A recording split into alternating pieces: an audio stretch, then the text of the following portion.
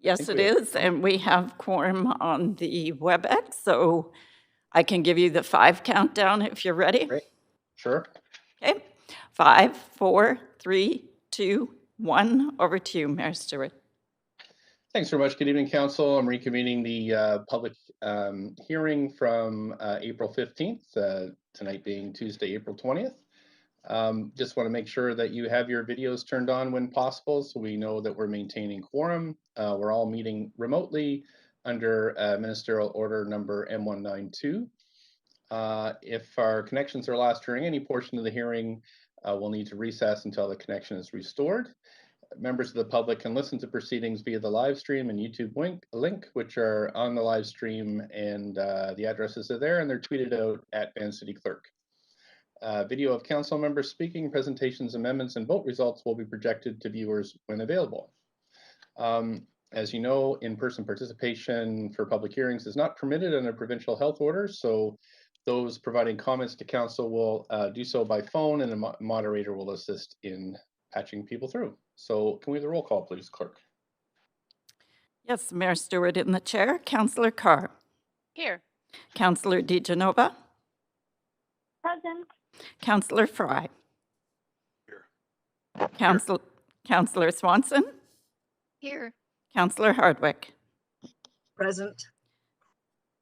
Councillor Webb has declared a conflict of interest for this item. Councillor Boyle. Present. Councillor Dominato. Councillor Bly. Present. Councillor Kirby-Young. Present. The hearing has quorum, Mayor Stewart.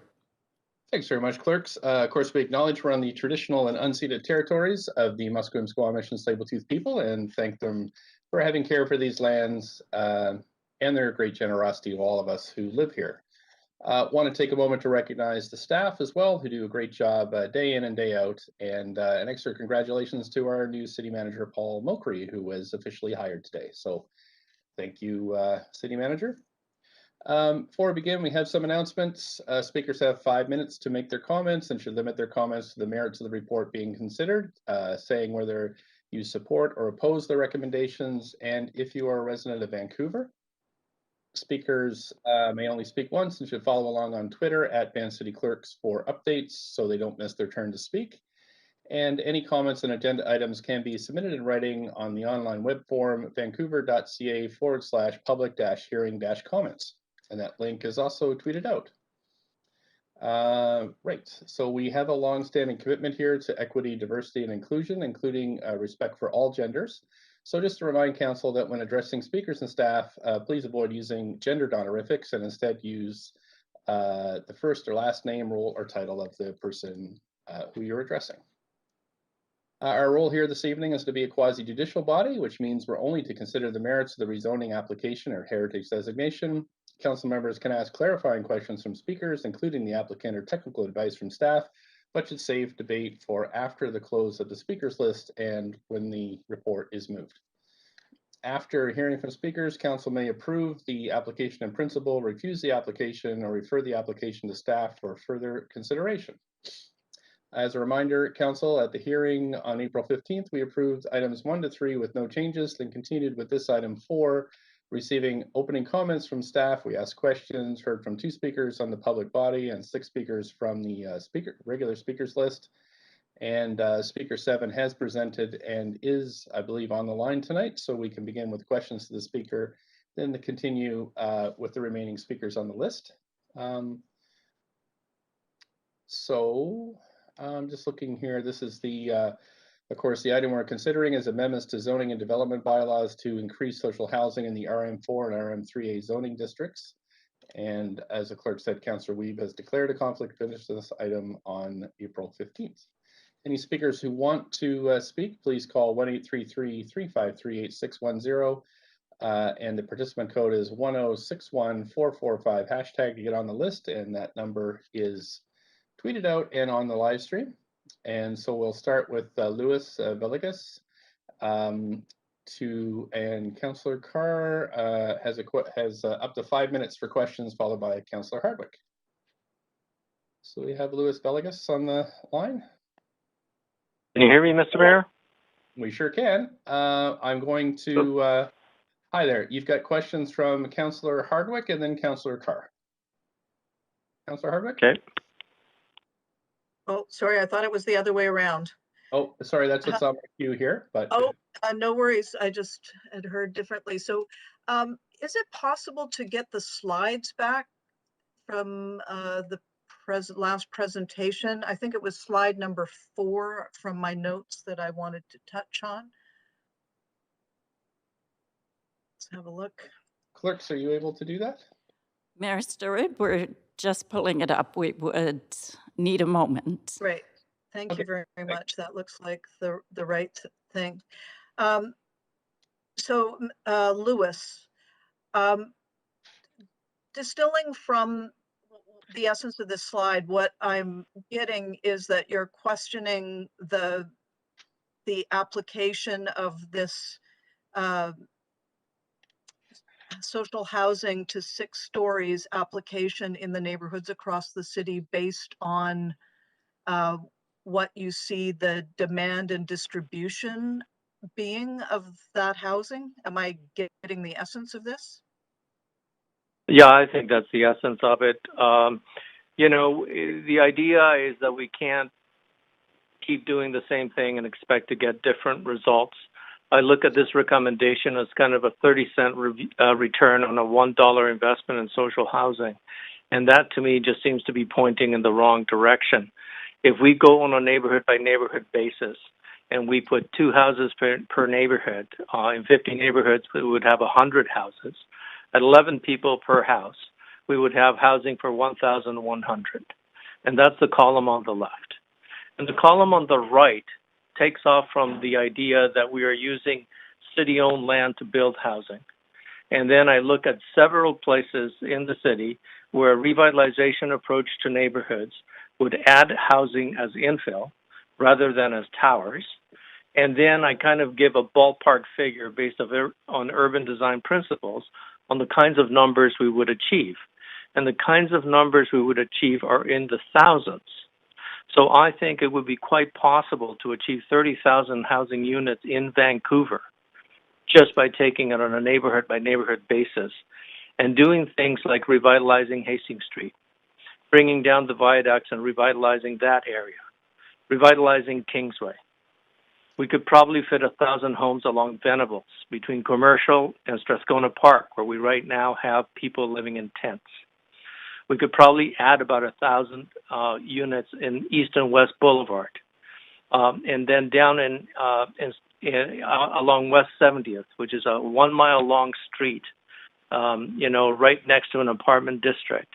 That kind of an infill neighborhood by neighborhood approach can have tremendous results. And it also does it in a way that is compatible to existing building form, which slapping 6-story buildings here and there willy-nilly is not.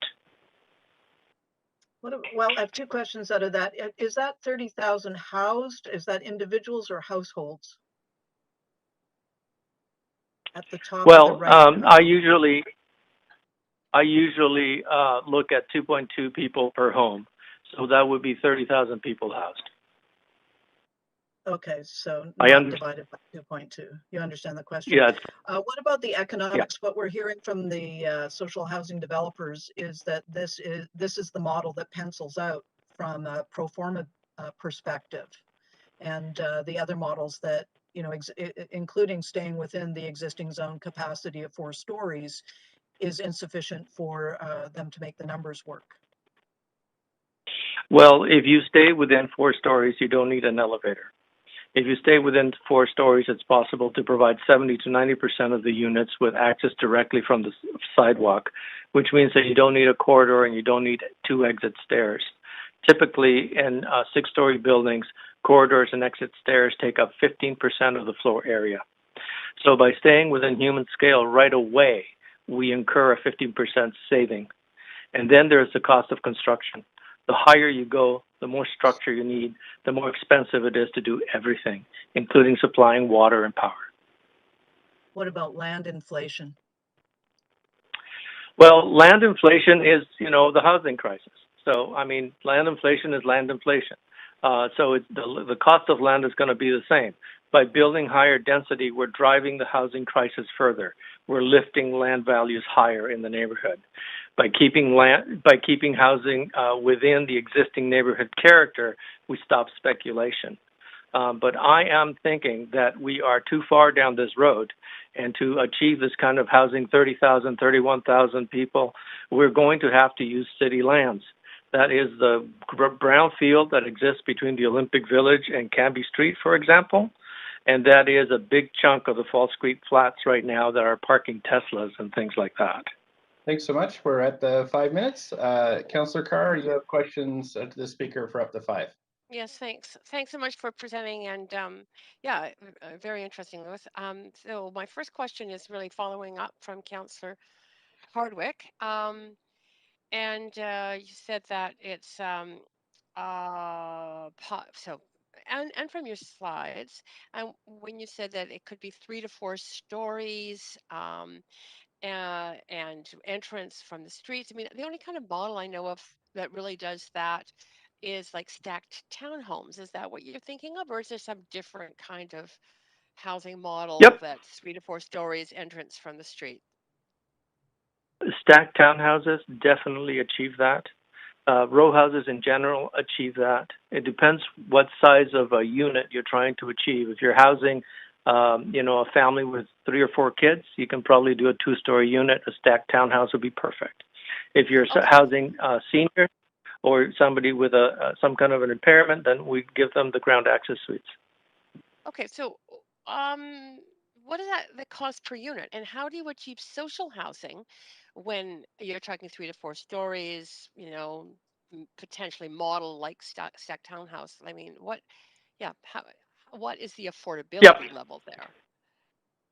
Well, I only read the front 20 or 30 pages of the staff report, so I don't know if they buried the cost per square foot in the back of the report and I just didn't get to it. But I didn't see a cost per square foot in the housing from the Coriolis numbers. So they just had a blanket number of $5 to $9 million. So on a per unit basis, if you're doing human scale construction without the cost of land, you're looking at about $200 a square foot. And interestingly enough, you're also looking at much smaller companies doing that construction, so that we're actually activating the middle class, the mom and pop shops that are the drivers of employment in our economy. Right. Okay. So, you talk about the kind of construction that you said adds a lot of cost. If it's the 6 stories, what if it's permanent modular housing, which comes in at a far lower cost per unit? Well, I mean, are we talking about the kind of social housing that we've done now, which is those white buildings with yellow and black trim? I've seen down. I've seen modular. Yeah, go ahead. No, go ahead. I mean, Yeah, so modular housing can be of a variety of forms. I mean, it doesn't, yeah. And we've had temporary modular housing, but I mean, permanent modular housing is used in, places around the world. It varies, right? It could be wood, obviously. Yep. Maybe there are advantages. I mean, when I was a student, I worked in my summers in a construction company in Vancouver, and was, in the estimating department all the time. There are little tweaks that you can do, but usually it's a building typology. So if you have a 6-story building, that's a kind of a typology, and you're looking at suspended concrete slabs, and that's a huge expense. If you're looking at 3.5 stories or 4 stories maybe, then you're looking at all wood. And unless if there's no parking, there's no suspended slab, and that is actually quite buildable and cheap.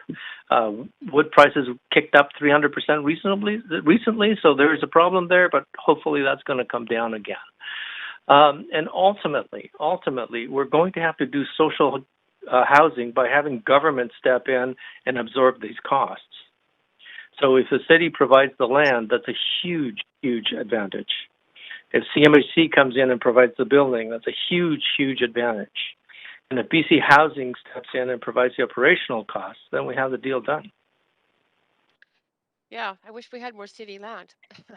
We don't have that much. There's, Anyway, we thanks don't need a for your, lot. Thank you for your appreciate question. your answers. Thanks. Thanks. Councillor Okay. Kirby, after 5.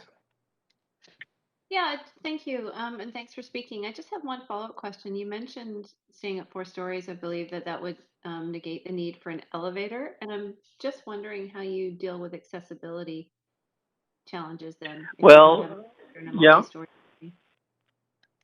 Yeah, you know, the accessibility is going to have to be done by an elevator. But in Los Angeles, they do 4 stories by putting 2 stacked townhouses, one on top of the other.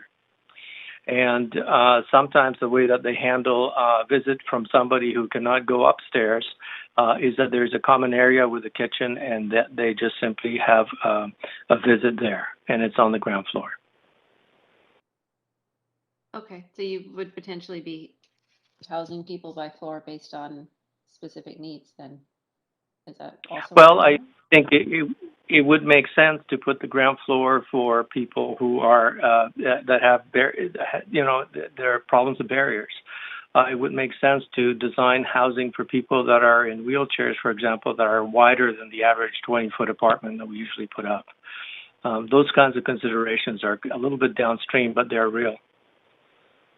Okay, I'll leave it there. Thank you. Thanks All so right. much. That's it for questions for you. Thank you so much for calling in again today. Appreciate it. Council, I'm moving on Thank you, Mayor. to. Thank you. The next speaker here, just let me get myself sorted out. There we go. The next speaker is Karen Finn. It's actually Finnan. Oh, I'm sorry. Hello, can you hear me? Here. I can. I just have Finn on my sheet, but we'll fit in my apologies, and we can go ahead 5 minutes. No problem. I'm speaking in opposition to the proposed zoning amendment on behalf of the owners of Hands Down Row. We're a 20-unit townhome development at 8th Avenue and Arbutus in Kitsilano. The neighborhood where we live is a mix of single-family and 3- and 4-story townhomes, rental apartments, condominiums, seniors housing, and co-ops. A statement was made last week by a city representative that 3- and 4-story buildings are almost entirely strata projects in Kitsilano. That's not true. This neighborhood has many older 3- and 4-story rental buildings, particularly between Broadway and Cornwall. Kitsilano also has 15 social housing projects. These projects have blended seamlessly into our community because they conform with the existing RM4 zoning and the character of Kitsilano. So Kits is a welcoming community, but one of the reasons that it's such a desirable place to live is that the essential character of this neighborhood has been carefully preserved with the RM4 zoning. We understand that increased density along the Broadway corridor is desirable and appropriate, and it's coming, and we live 1 block off the Broadway corridor. But we're concerned that the proposed amendments open the door to density creep off the main corridor with no consideration of the appropriateness of 6-story buildings in any given location off the corridor. This threatens the essential character of the neighborhood that we live in. I sat through all 4 hours of the meeting last Tuesday, given that I was very close to being a speaker, which was supposed to be to discuss amending the zoning bylaw to allow 6 stories of social housing buildings. And I have to say I was taken aback by all the speakers who were advocating for a proposed amendment of 8 to 10 stories. None of these speakers discussed the appropriateness of a blanket zoning policy across a whole neighborhood. The submissions in favor of the proposed amendment, in my view, illustrate the slippery slope problem inherent in increasing zoning from 4 stories to 6 stories. Then 6 stories becomes the new starting point for developers to argue that they should be allowed yet another 2 stories for economic reasons. It's much easier to argue for an increase from 6 to 8 than from 4 to 8, and before we know it, single-family homes are sandwiched in between towers. The pitch by the pro-amendment speakers for 8 to 10 stories made me think that maybe the correct approach is to amend the zoning bylaw along the corridors, like West Broadway. Perhaps that's where it's appropriate to have 8 stories as a matter of course, and leave the current RM 4-story zoning in place for off-corridor areas of the neighborhoods in issue. Towers belong on corridors, not in the middle of single-family homes and 4-story co-ops.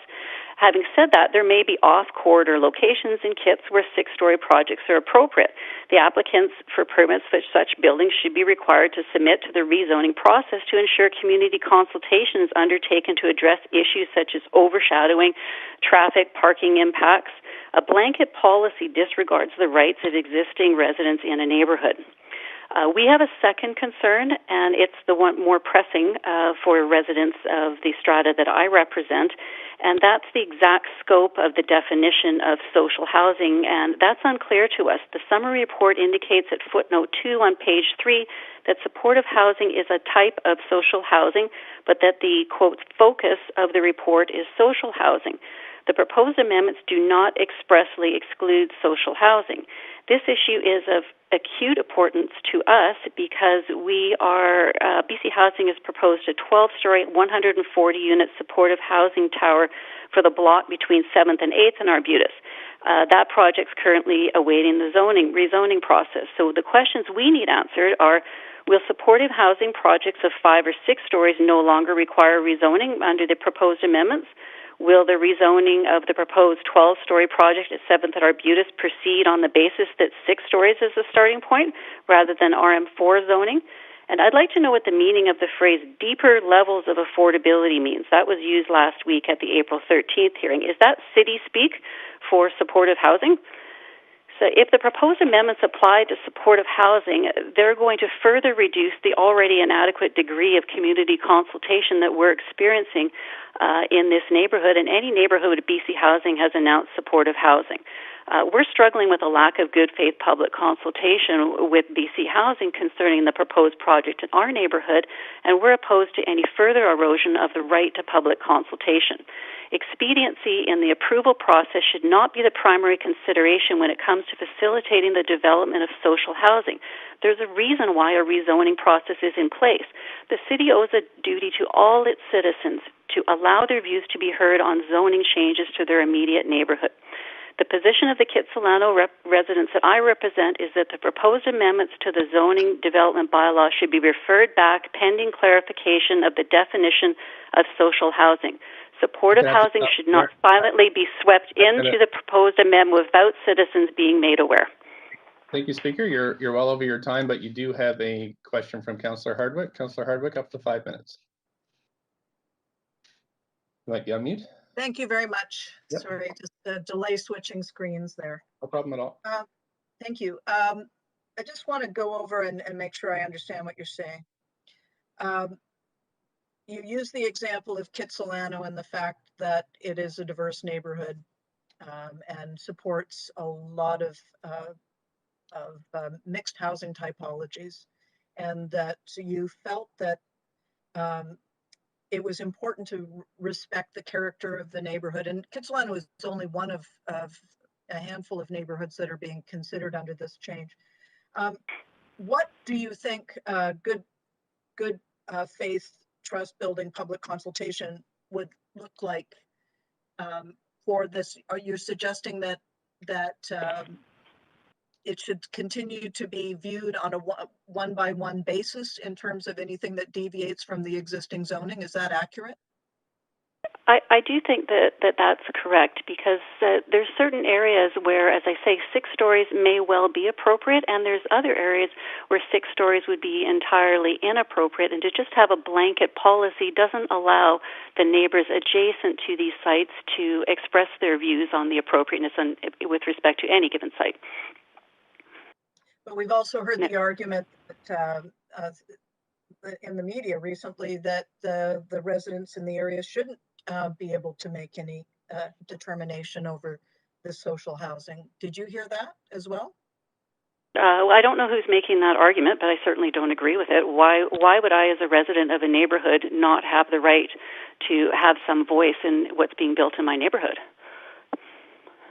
Another point you made was about the social housing definition. That's something that I've tried to push back and get further delineation around. What is your understanding, presuming you've read this report, of that definition of social housing? Well, I don't really know, and I listened to all 4 hours of the meeting last week, and frankly, it sounds like there's 70% market housing in a building is enough to make a project social housing, yet perhaps supportive housing might be considered in this, and maybe social housing is part of this deeper level of affordability. I really don't know. I can tell you, I'm a lawyer. I'm used to reading these kinds of dense documents, and I came away not understanding what the scope is of the definition of social housing. And I think that if we're asking the public for consultation on an amendment to a proposed bylaw, the public needs to know exactly what the scope of social housing is. I would tend to agree. As a lawyer, you mentioned precedent, I think, earlier in your statements. Do you see this as precedent setting in a broader way beyond the social housing definition? Well, I am concerned about, as I say, the density creep factor, and the fact if 6 stories becomes our floor, then the ceiling moves up from there. Right now, 4 stories is the floor. So again, I think that there's a risk of destruction of the character of neighborhoods if you willy-nilly, as the previous speaker said, drop 6-story buildings in various locations. And perhaps these buildings will also have people applying to make those 8 stories. And as I said, it seems to be a smaller matter for the city to say, yes, you can have 2 extra stories instead of saying you can have 4 extra stories. But when I was listening last week, I thought, well, maybe it makes sense if it's more economically viable for these projects that they go onto the main corridors. I mean, why isn't that an option that's being considered? Put the density on the corridors, which is being considered in any event on West Broadway because of the subway project. Leave the existing zoning process in place off corridor, and decisions can be made on a project-by-project basis. So if it ain't broke, don't fix it. And if there's stuff that's off pattern, look at it on an individual basis. Yeah, and as I say, maybe there's some room for amending the bylaw to increase the density if it's on the corridor. And I suspect many people will do that. And in fact, the residents in my building were supportive of a tower being placed at the corner of Broadway and Arbutus. There was an 11-story tower proposed by Bastion, and the city rejected that because it was too tall and is now proposing 12 stories, 1 block away of supportive housing. Thanks so much. We're at the 5 minutes, but you do have a question from Councillor Fry. Councillor Fry? Thank you. Yeah, I want to acknowledge that there is some confusion around how we define supportive housing, or sorry, social housing. But are you aware that in the various RM3, RM4A district zoning bylaws, that they actually very specifically define supportive housing as for seniors, and so it's really a very and that already exists, and so 4 stories or 6 stories, that supportive housing is really earmarked for seniors, if at all, and social housing does not necessarily imply supportive housing. Were you aware of this sort of distinction, and maybe as sort of articulated on page 3 of the referral report? Well, when I read the summary report, it does indicate supportive housing for seniors. So that makes me wonder whether or not that is the type of project that is contemplated here, because I can tell you Dominic Flanagan of BC Housing told us during the neighborhood dialogue sessions that many of the homeless are in fact senior citizens. So does that mean all of a sudden a 6-story supportive housing project can be placed in a neighborhood with automatic zoning for 6 stories and without public input? These are the kind of questions that my strata project has. Okay, so it's not necessarily seniors per se; it's the type of seniors. Well, what I think that it's reasonable, Councillor, for the definition to be defined, and I think it needs to be sent back to Council before this amendment is considered, to have that definition defined. And if, in fact, supportive housing is being swept into this definition, then I think proper public consultation needs to occur. I can tell you that the people in my strata project and the next door project were not aware of this amendment until 2 days before the public hearings last week. And as the previous caller said last week, there should have been a postcard go around to people in these neighborhoods so that people are aware. Most people are not aware. We're all scrambling at the last minute, and we're all surprised, taken by surprise with respect to the proposed amendment. If we had have been advised earlier, perhaps I could have brought forward questions like the definition of supportive housing and had those answers before tonight. But I guess what I'm asking is are you aware that the zoning already allows for supportive housing for seniors? The only difference we're contemplating here is between 4 stories and 6 stories. It's already in there. Yes, yes, I understand that, but again, my concern is the intention that supportive housing is going to be swept into this bylaw such that, for example, if BC Housing, with the proposed 12-story project that's a block away from us, now comes to council and say, oh, we're going to put all seniors in the project so we get 6 stories right off the hop, and we don't have our other concerns, we don't have the ability to have our other concerns addressed about the appropriateness of the particular social housing project or supportive housing project on that location. And there's a number of different concerns, primarily centered around wraparound services and safety to schools and playgrounds that are immediately adjacent to the site. Okay, I follow your concerns. I think that there's definitely some confusion around the nature of supportive housing, and I think if you listen to some of the earlier speakers who are in the not-for-profit housing sector, supportive housing carries a significant bigger cost burden. So I think what we're talking about here is mostly going to be the 30% at Hills rate and 70% market owned by a not-for-profit is really what we're talking about. Right. Well, it concerns me that you say you think what we're talking about here and you think that this is what it's going to be. I think that the definition needs to be made clear so the public can be informed in this consultation process. Okay. Thank you. Thank you. Thanks. I don't see anybody else in the queue for questions, so just want to thank you so much for coming in this evening. And pardon me? I said thank you, Councillor and Mayors. Okay, thank you. Have a good evening. Bye-bye. Okay, Council, we're on to the next speaker, who is Paul Degroot. Speaker number 9, Paul Degroot. Good evening, Mayor and Councillors. Can you hear me? Yes, we can. Please go ahead. Perfect. Well, my name is Paul Degroot. I'm a local teacher. I actually grew up in Kitsilano, just outside of the zoning proposal, and I am currently a resident of Vancouver. Although I work up in Squamish, I still make the drive, and this is my home, and I want this to be my home for the foreseeable future. Now, I listened to a lot of the speakers last week and this week, and one thing that I keep hearing is character of the neighborhood. So that's actually what I'm going to speak towards, because I support this amendment to make social housing more easily available by decreasing the amount of zoning costs attributed to just these proposals. So for me, the character of the neighborhood doesn't necessarily come down to the real estate in the neighborhood, the height of the buildings. It comes down to the people in the neighborhood and the way that these all work together as a system. Now, since I grew up in one of these neighborhoods, I was, I played in the local sports teams, and for me, that was essentially the character of the neighborhood, right? How many different connections, the relations in the neighborhood, and for me, social housing is now almost a necessary part to maintain the character of these neighborhoods, simply because of the unaffordability crisis.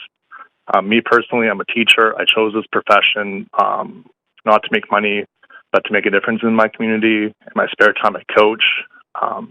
And for me, I would love to be able to contribute to a neighborhood, but I cannot physically live there or build equity outside of some sort of social housing sort of solution. So for me, I just want to speak in support of this amendment.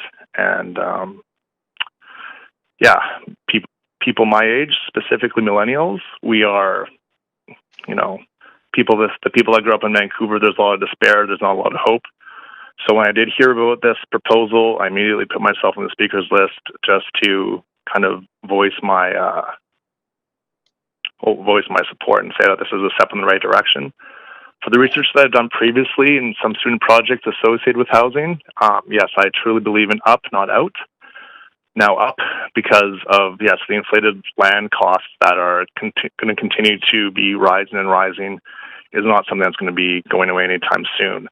So being able to take, decrease the overall cost of that land by building up is only environmentally more conscious moving forward, but also it's the best way economically for people in a kind of a limited economic situation such as myself. Moving forward, I also heard a lot of people complain about the cost of lumber and housing supplies, and I think this is an issue that applies to not only single-family houses and any sort of duplex or townhouse, but also a larger sort of housing solution, and any housing solution that will look at being able to open up avenues for innovation for people my generation and younger that can exploit some of these different design opportunities. This is definitely something that I'm excited for, both as a teacher and hopefully future resident in the neighborhood that I grew up in. That's my piece, and thank you very much. Thanks. You do have a question from Councillor Carr. Councillor Carr, go ahead. Yes, thanks. Thanks so much for taking the time to speak to us, Paul Degroot. My question is this. You've talked about living or growing up in the neighborhood and that the people make it, and that height is not an issue for you. But I wonder if you could reflect for me how you and your friends, people of your millennial generation, feel about the difference between 4 stories and 6 stories. Is it something that people talk about? Is it something you're that it doesn't matter? Or I would just love your reflections on that. There's a lot of anger for people my age. I mean, it's been a growing issue. I can remember when I was young, when houses hit $500,000, we all thought that was ridiculous, and they hit $1 million, and now they're almost spiraling out of control. So almost every single conversation that we have ultimately reflects housing, at least once in the point of the conversation. And so for us, it's not necessarily we don't have the luxury of kind of saying whether it's going to be 4, 6, 8, or 10, even though anywhere between 8 and 10 generally makes the most economic sense when you kind of take overall cost into picture. So for us, it's more just, we need housing. We don't want necessarily a beautiful view, and we want to be part of the neighborhood and give back to and contribute to the neighborhood that we grew up in. We got plenty of public parks if you want to go get a nice view. And, design opportunities are still there to take advantage, and maybe, I could say we can probably kick that problem down the road, because right now, I got no real options. I cannot rent a apartment in any of these neighborhoods that is either of kind of code in some of these old 2- or 3-story buildings that some speakers are trying to defend. Yes, they are very affordable for now, but looking forward, I'm trying to see solutions that are kind of what's going to be 10 years down the road, or 15 or 20. And the speakers that reflected the need for senior housing, I know that for me, having younger families and younger people there to support the overall feel and the feel of the neighborhood is also very important. So, for us, it's more pragmatic.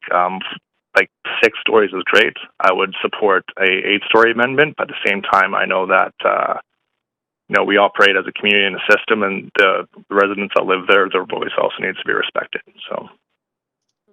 So if I'm hearing you correctly, especially when you describe the anger around the cost of the housing, that affordability, having housing and affordable housing is the primary concern. Am I reading that correctly? That's correct. Right. Okay. Thanks so much again. All right. Thank you. Thanks. There's no more questions for you, so thanks so much, and we'll move on to the next speaker. Council, we've got Robert Brown next, speaker number 10. Good evening. Robert Brown here. I live at 4487 James Street in Vancouver. I'm also the founder and vice president of Catalyst Community Development Society. Catalyst is a non-profit developer and we own and operate below market rental housing. across BC, including a number of projects in Vancouver. 2 projects that we're doing in partnership with the City of Vancouver, one at Main and 6th, and the other at Sawmill Crescent in the River District. We've also recently completed a project that was a partnership with the Oak Ridge Lutheran Church at 41st and Canby. So we understand the nuances of zoning bylaws and how they can help or hinder the delivery of what I think pretty much comprehensively across the city is regarded as our most important issue, and that's the establishment and delivery of more of housing that is affordable to people based on their incomes, as you just heard the last speaker.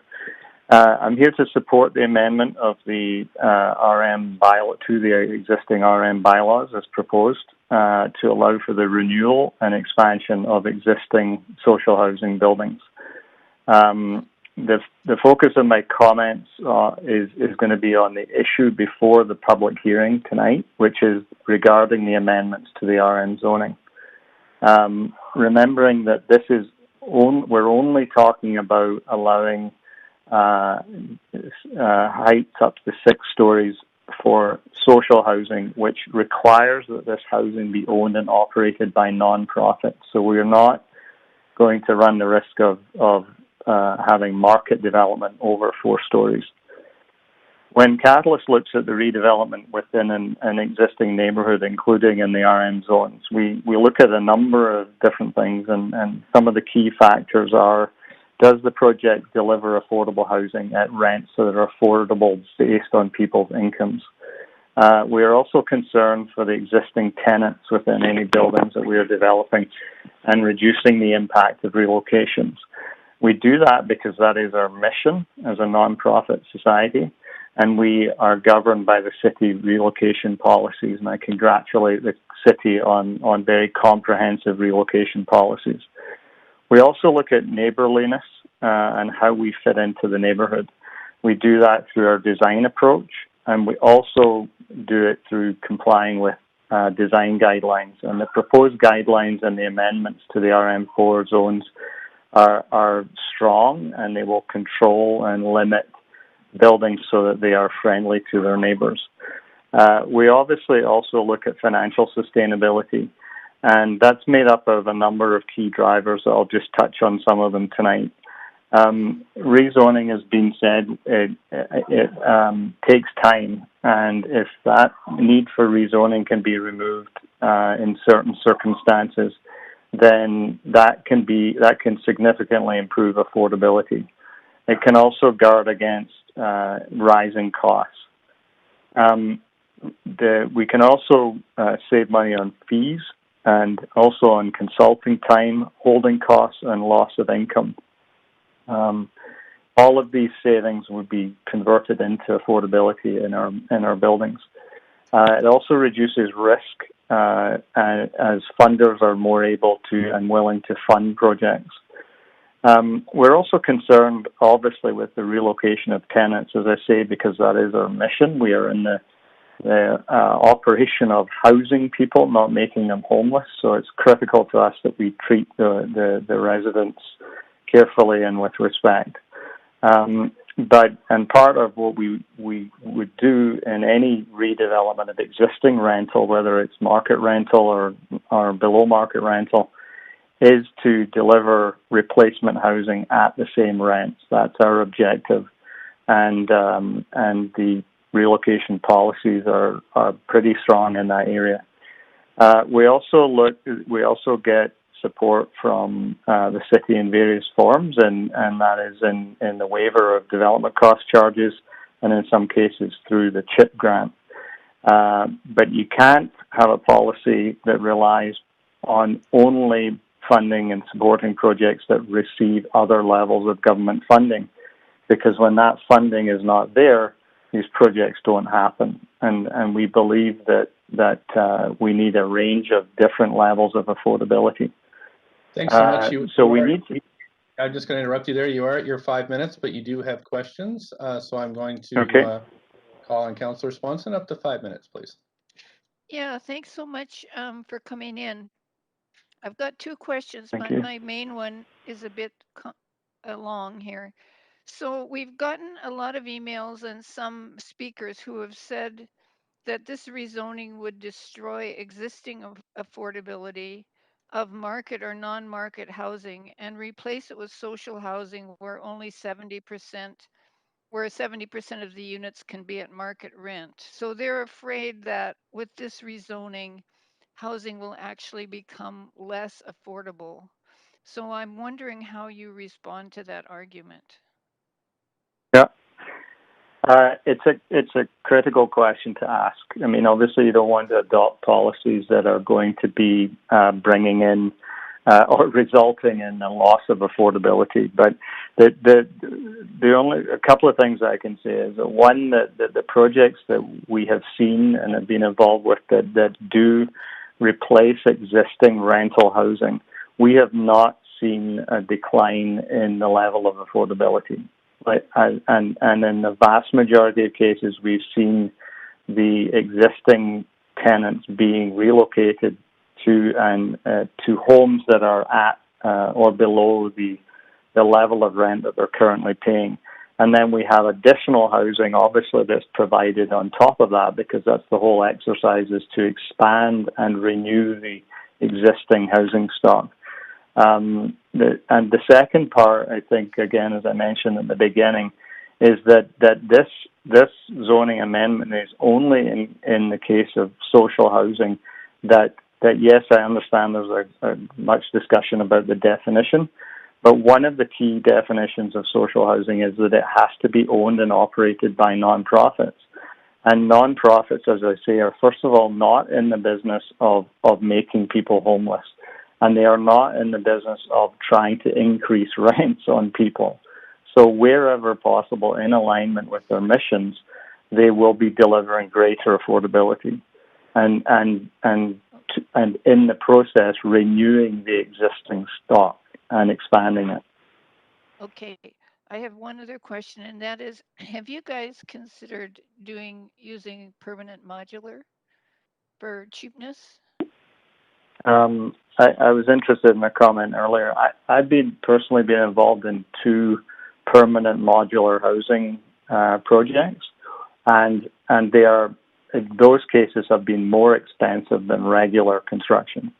And we at Catalyst, we've looked at a number of projects and tried to we have investigated permanent modular housing, and we have not found them to be cost competitive with regular wood frame construction. Okay, that's interesting. Thank you. That's good. Thanks for coming. Yeah. Thanks very much. Okay. Councillor Carr, you're next, up to 5 minutes. Great. Thanks very much. My first question is really around that definition of social housing, which is in the report that you have, and it's a question regarding your own, I guess, experience in this. The definition says that only 30%, that a 30% minimum of the units be at Hills rate, and the other 70% can be even market rent, as long as it's secured rental units. So how important is that definition to you? In other words, how important as a nonprofit housing provider is it that you have some leeway in terms of the number of units beyond that 30% that you can provide at deeper affordability, or that you can have also at potentially market rents? Yeah. So, I mean, this has been discussed a lot in this public hearing, and I think it needs another separate venue to discuss it in a meaningful way. But from our perspective, we and I know all of the other nonprofits I know regard this definition as a minimum, not as a maximum. So it's a starting point for affordability. And as you've heard many say, other nonprofits say, if they can secure additional funding, or in our case, where we have secured significantly improved financing, we deliver way more affordability than 30% at Hills, because that's our mission.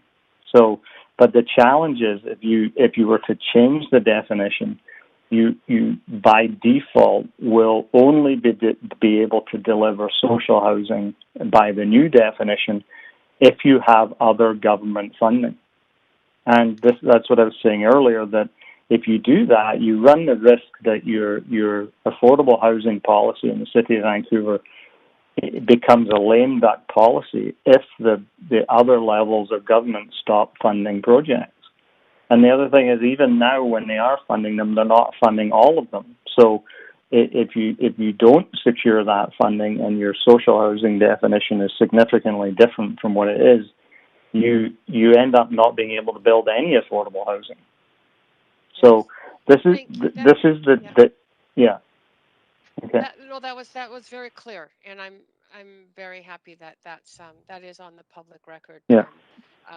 Thank you. A second question. Okay. Why is the 6 stories important? You very much explained why the faster approval rate, like not going through public hearing, is important. But why 6 stories? The 6 stories is I would describe it as a sweet spot in the delivery of affordable housing, and that is because you are able to. There's some economies of scale that go along with a larger size of building. The second thing, though, is that it's the maximum that you can build while still building in wood frame. So I hear other groups are saying, well, why don't we just make it 8 stories or 10 stories? 8 stories is a very difficult model or form of housing to build, because it's only adding 2 additional floors on top of 6 floors, but it turns the whole building into concrete. So it's a very difficult form to build. Now, we are building a 9-story building at Main and 6th, but we're able to do that because it's a larger site and a larger building, and we got a very efficient form of housing. So it's the sweet spot because you can get some economies of scale, but you can still build in wood. And the interesting piece about the one point I would make about the amendments to the zoning that are proposed tonight is that we're adding a what I would call an artificial cap to the density. So we're saying that we can't build more than 2.5 FSR. But if you have the projects guided by the design guidelines, so you can build 6 stories, you have to provide certain setbacks, you have to provide certain maximum site coverage. In our experience, we can actually build those buildings still all fully compliant with the design guidelines, but at a 2.8 to 3 FSR. So the size of so I think it's important to. My suggestion would be that council consider amending the draft bylaw in 4.7.2 to have a higher FSR around 2.8 to 3. Thank you. Thank you so much. Councillor Fry, up to 5. Thanks, Mayor. And thanks, Robert, for joining us and for the great city building work that you do here in Vancouver. Thank you. I wanted to highlight a little bit. You mentioned the TRPP, the tenant protection policies that we have in place, and here's where my big concern is, and I'm just going to sort of walk through it.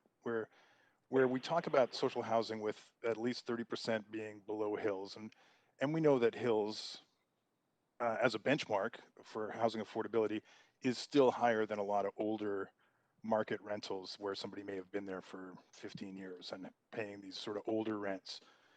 And that hasn't changed. So the concern is that as we potentially see not-for-profits purchasing some of these older purpose-built rental apartment buildings with older legacy tenants who have been there for 10, 15, 20 years, paying old school rents that are significantly below Hills as we know them today, that in the event that it's purchased by a not-for-profit, the entire tenant relocation and protection policy it changes. So it goes from being like a 20-year tenure, you'd get whatever it is, 10 months worth of rent in compensation to move. That would be completely eliminated if the building was suddenly to be owned by a not-for-profit. Even if it was the same building, the ownership changes. So I'm curious, and I appreciate that nonprofit housing providers are not in the business of displacing folks, but obviously Right. we have a responsibility to renters of Vancouver and the people of Vancouver to not Yes. accidentally force this displacement. Do you think that there's room to improve the TRPP in the event that we see more movement in this direction in these older rental I think buildings? I think those policies have to constantly be reviewed and adjusted because we learn as we go. I just haven't seen.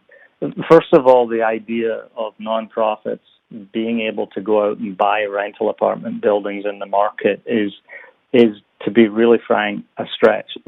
I know it's happened on occasion, and we have looked at some, but the projects that I've been involved with that see nonprofits redeveloping their existing buildings, so they're not going out and buying land. They're already hard enough to do and deliver the affordability that we need to deliver. So if you add a completely additional $12 million to buy an existing building, the chances of it actually being redeveloped are minimal. Most of those buildings if they are being bought by nonprofits, are being bought to secure that housing at the current rates, as opposed to what happens when market developers and investors buy them. They get renovated and the rents go up significantly. So I really don't think it's an issue at all, and it constantly, you have to keep your eye on it and adjust your policies accordingly. And I think if it does become any kind of problem, then look at the tenant relocation policies and adjust them to protect those tenants. All right, thanks, Robert. Thanks, Councillor Hardwick. Up to 5, please. Great, thank you very much. I'd like to go off in a little bit of a different direction with this. When you're looking at the land values of properties that you're developing under the social marketing, the social housing definitions, when you take a property and you go from 4 to 6 stories in terms of the zoning, what does that do to the assessment of the value of land and its calculation at highest and best use? Well, if it's valued at market value, so if you're talking about going from a 4-story condo building in an RM zone, for example, and if it's converted to social housing, i.e. has to be owned and operated by a non-profit complying with the current definition of social housing, the value of that land is likely to go down, because it's worth more as a 4-story condo building than it is as a 6-story social housing building. Well, I know that. We've done the math, and That's at the crux of the matter for me. What I'm interested in is land inflation and its impact overall in the inflation of land, and therefore the affordability crisis that we find ourselves in. So at the heart of my question is, if you've got a piece of land, whether it's brownfield or whatever you're looking at, imagine a scenario where you're going into one of the neighborhoods and you're looking for a piece of land that would accommodate 6 stories under this rezoning as opposed to 4 stories under the current zoning. What would be the implications in terms of the assessed value of the land? I would say that my not knowing the property and not doing all the math, but when we've looked at the math in the past, the value would likely go down, stay the same at best, and likely go down. If you look at, and for proof of that, you look at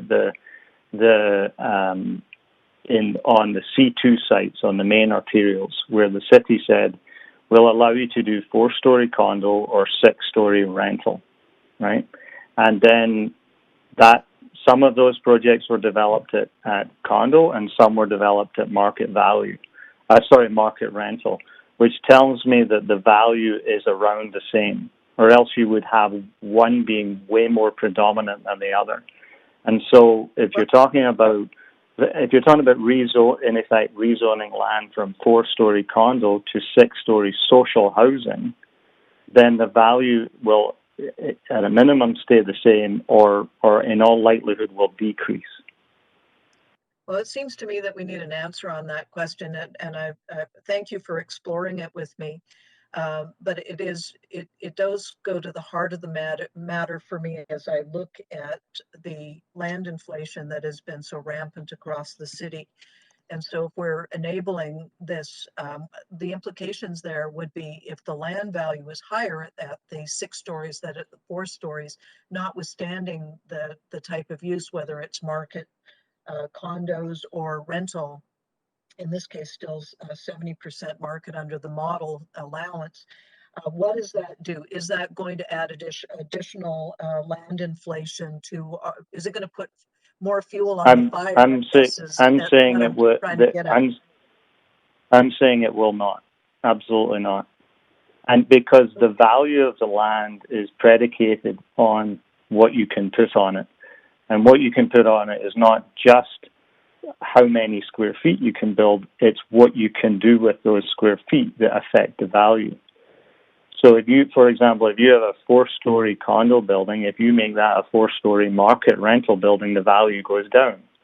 And similarly, if you have a 6-story rental building and versus a 6-story social housing building, the value will go down.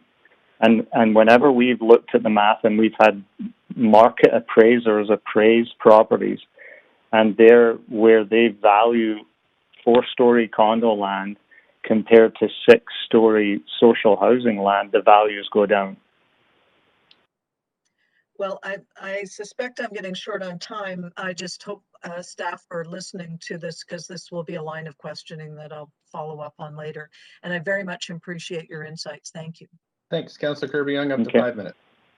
Thank you, Mayor. And thanks, Robert. I just want to get a bit more detail on a couple of points that you touched on. You mentioned that going from 6 to 8 stories moved you to concrete. And I'm wondering if Council's recent enablement for mass timber buildings, notwithstanding sort of the recent surge in lumber prices, but will that make a difference in future moving forward in terms of building? In today's market, even before the rise in lumber prices, mass timber generally was about the same cost as concrete. But the hope is that over time, as it becomes more of an accepted form of construction technology, that the price will come down. But currently, mass timber is on a par with concrete. Okay. My other question, and it was just at the tail end of your questions from Councillor Carr, was you were mentioning that, moving forward, we'd be better served policy-wise to have a higher FSR, and you touched on a couple of specific points. I wonder if you could expand on that, and would that be achieved through relaxation of setbacks, or can you expand on that for me? No, so when we've looked at projects, and we were involved in a project in an RM zone that was going to be redeveloped from a 4-story building owned by a non-profit to a 6-story social housing project, we found that complying with the design guidelines, so limiting the height to 6 stories, complying with the required setbacks, both side yard, front yard, and rear yard, we could build a building with the right mix of homes that was around a 2.8 FSR, right? So, but this proposed amendment puts just a fixed number on FSR. So the problem with that is that you're actually leaving affordable housing density on the table, while, but not because your building doesn't comply with the guidelines, right? So I think it's important to, like in this amendment I noticed in the report, references this 2.5 FSR came in part from referencing a 2.4 FSR in Grandview Woodlands. But bear in mind that was for market rental, not for social housing. So what I'm saying is that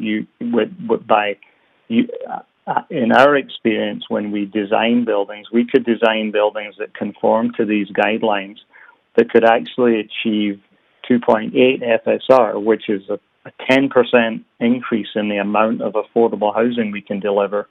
But under the amendments as they're currently proposed, we wouldn't be able to build that additional 10% of housing, but with the same building design. Well, for people who are listening that are not as familiar with sort of the Right. lingo, can you just spell that out in terms of if the building is not taller, how is the extra FR achieved, just in sort of layman's terms? So if you want, like, the design guidelines are in place because you're trying to limit the envelope within which you can build, right? Because we want these buildings to be a certain limited height, and we want them to be set back from property lines so they're more neighborly to the neighboring properties. So if I take those guidelines, I can comply with all of those guidelines, build a building that is friendly to its neighbors and not over 6 stories. And complying with those guidelines, I could actually design a building that, from a square footage point of view, is around 2.8 FSR, right? But according to this amendment bylaw, I'd have to actually take that same design and reduce it by 0.3 FSR to comply with this zoning amendment. So we're even though we're complying with the design guidelines, I'm being forced to build a smaller building with less affordable housing, just simply to comply with that 2.5 FSR number. Okay. Does that make sense? Yes, it does. Thank you for walking through that. Okay. Appreciate it.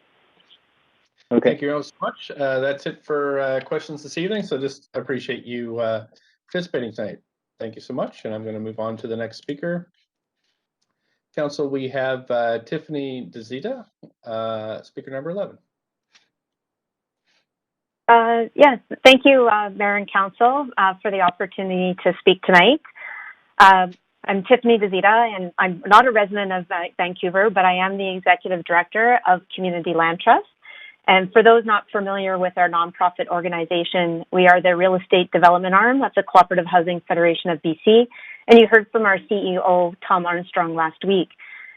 We've been leading the recent development and growth of cooperative housing, not only in the city of Vancouver, but Metro Vancouver and Vancouver Island.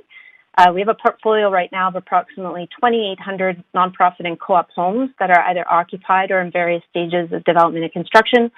And many of those are actually in partnership on Vancouver City leased-owned lands. We've got 14 sites scattered throughout Vancouver with a portfolio of approximately 1,300 homes that we're doing in partnership with the city. And I'm going to be speaking in favor of the amendments tonight. But what I would like to focus on is to provide you with some information using a current project and what the impacts actually mean to the people that will eventually be living in these buildings once they're redevelopment, if these amendments were actually in place a year ago. With this project example, I do want to emphasize that the process to date with the city staff has been one that has been very supportive and productive, and we're even partnering on the CHIP program. But I felt that it was valid to actually show you exactly what an amendment like you're considering tonight could have on the impact of not only just the building, but the people that will be living there. So this project is the Aaron Webster redevelopment that is currently going through a rezoning at 1885 East Pender, and it's located in the Granby Woodlands area. It's currently zoned RM4. In a few weeks, you will see this project come forward for a public hearing, and you'll see firsthand the type of housing that could be subject to these amendments. And it's important to recognize that the elimination of a public process or going to extra height associated with the rezoning is not actually going to impact the quality and design of the building. So just over a year ago, we submitted our letter of inquiry to the City of Vancouver and have spent the past year going through the rezoning to take the existing building of 31 homes and add an additional 33 homes for a total of 64 in a 6-story wood frame building that conforms to the density that is permitted under the neighborhood plan. That is doubling the previous number of homes that is on this property. So over the past year to when we're going to reach the stage of development permit in a couple of months, the project will have incurred costs of just under $500,000 that are directly related to the rezoning process. And then over this time, you've heard others speak about this, but we're facing interest rate increase that have shifted upward pressure and creating a reduction in borrowing power of approximately $700,000. And we're facing record highs in the wood escalation and other construction cost increases that are north of about $700,000 on the project as well. So when you combine the escalation of costs, the rezoning period itself, and the reduced borrowing power, this has a $1.9 million negative effect on 64 affordable homes. And then if you translate this impact in relation to rents, so the people that are actually that lived in these homes beforehand and will be moving back to the new building, this actually increases the average rent by $2,100 per home per year, or $175 per month. This is an increase to households that are making less than $42,000 per year on average. That's 5% of gross household income that can be attributed to the municipal rezoning process. Also, it has added a full year to the timeline to deliver these homes that are much needed. This is a big impact for the community housing sector that struggles every day, even with no land costs, to find ways to add new homes to a supply that doesn't even meet a fraction of the city's need. This project was also fortunate enough that we were able to provide safe and secure affordable housing at their existing rents for all the members of the co-op at a property we leased from the City of Vancouver at 95 East 1st. So in 2018, we were actually able to move all the 31 households as a co-op and as a group into a brand new building. And because we're part of the community housing communities and not just the landlord, the consideration of displacement is really at the forefront of our redevelopment plans to mitigate the financial but also the social impact on the residents. And that can actually, and all of these extra initiatives that are needed can actually increase the project costs, which will put pressure on pushing the rents into taking away the affordability. So although that our site that we're currently going through a rezoning at the City of Vancouver is not going to benefit from these amendments if they're approved by council, there are many more nonprofits and co-ops that will probably consider redevelopment over time. But every tool that is made available to the community housing sector is actually put right back into the affordability of the homes that we provide. And they only get more affordable over time. Some of the most affordable housing stock in Vancouver is our Thanks so sorry. much. We're a little over time, but you have Councillor Swanson has a question for you. Go ahead, Councillor Swanson. Yeah. Yeah, thanks so much for coming. You said you have 14 sites. I wondered if you could give a little very ballpark. Tell us what the rents are in those sites. Like, are 70% of them at market rent, or are some of those and 30% at Hills, or do you have some less than Hills? Do you have some of the 70% less than market? Yeah, so we have a range of affordability, and the 30% of Hills is really like what Robert had mentioned before is our baseline. So that's the minimum that we achieve. And within that, too, we have shelter rate. We also have a lot of the projects that we're working on that are in partnership with BC Housing. So you'll have 70% of the homes that will meet or beat the city's definition of social housing as well. What does that mean? 20% at shelter, and 50% of the homes would be at the housing income limit, and then 30% of those would be the low end of market. 20% shelter, 50% Hills, and the other 30% in low end of market is what, 10% below market? Low end of market is an income cap. So you're looking at, I think the income cap set by the province is about $117,000 for family homes. And I don't remember what probably in the $70,000s for studios and ones. Okay, thanks very much.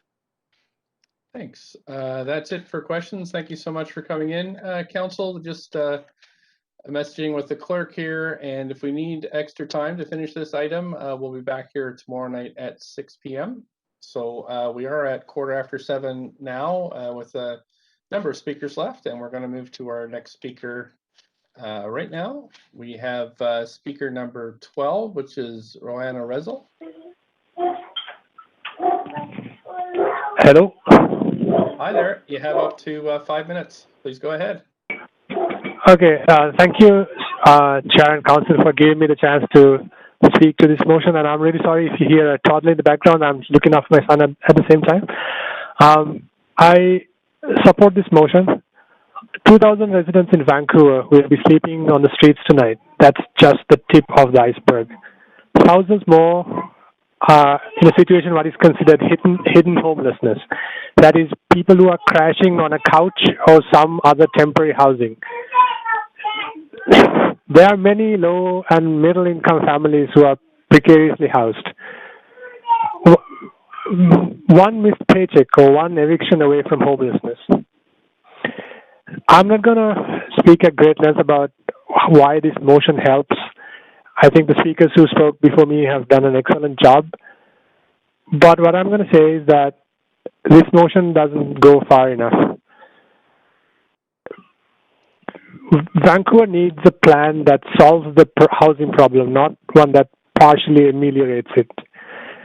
So what I suggest is that we open up the entire city for social housing without having to go through this rezoning process. Not just the multifamily zoned areas, but the entirety of the city. Especially the west side, where any talk of social housing is met with great hostility. We shouldn't have, so far, the people in East Vancouver have welcomed social housing, whereas there's hardly anything that's in the west side. I think that's really unfair because we shouldn't have a system where we have one set of rules for one side of the city and another for the other, or one set of rules for one section of the city and another for another. So we should have every inch of the city open for social housing without having to go through the rezoning process. And the other suggestion I have is that social housing providers simply can't compete for land with market housing providers. So what we should do is impose a moratorium on market housing until we have sufficient social housing in the city. And that's all I have to say. Thanks so much for you for calling in tonight and your thoughts. I don't have any questions for you, so I'm going to move on to the next speaker. We have speaker number 13 of 27, Jordan Hankinson. Hey, thanks for letting me speak. I strongly support the new... Oh, can you hear me? Yes, we can. Please go ahead. 5 minutes. Oh, great. I strongly support the new zoning rules proposed by city staff and would argue that this zoning rule change is not broad enough, either in terms of the geography it covers or proposed allows FSR. The city has made extensive plans to make housing more affordable in Vancouver, and these plans are failing by every measure of affordability. The city's plans include the 10-year affordable housing plan, the Housing Vancouver strategy, and your 3-year action plan, amongst others. The city has also detailed the urgency of building new housing to achieve important social equity goals. But yet, despite all of this overarching policy goal making and detailed report writing, individual housing projects aligned with these policy objectives face massively ineffective, time-wasting consultation processes and nitpicking by members of the public, and specifically this city council.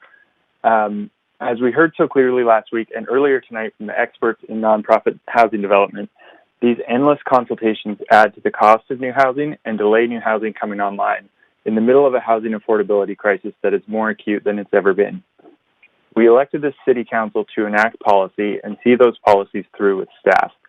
We did not elect this council to set policy and then subject those same policy decisions to endless public consultation and navel-gazing by obstructionist residents and councillors.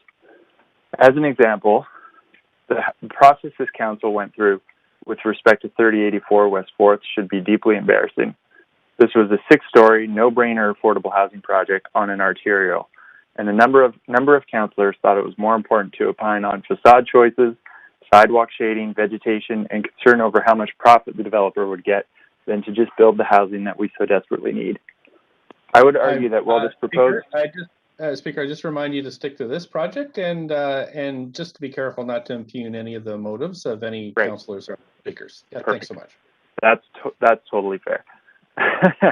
Okay. I would argue that, well, this proposed zoning rule change is great. It also should be extended to projects that meet the MERP requirements and other initiatives for density that will be affordable to people who live and work here. The anticipated uptake of this rule change by nonprofit and co-op developers that was outlined in the staff report does not inspire much confidence that housing will actually get built under this rule change. Council and staff should be looking to extend these rule changes to other parts of the city, relax the rules for setbacks and FSR, where new housing is being developed that is in line with the broader policy objectives you've already set for yourselves. I'll skip a couple bits here.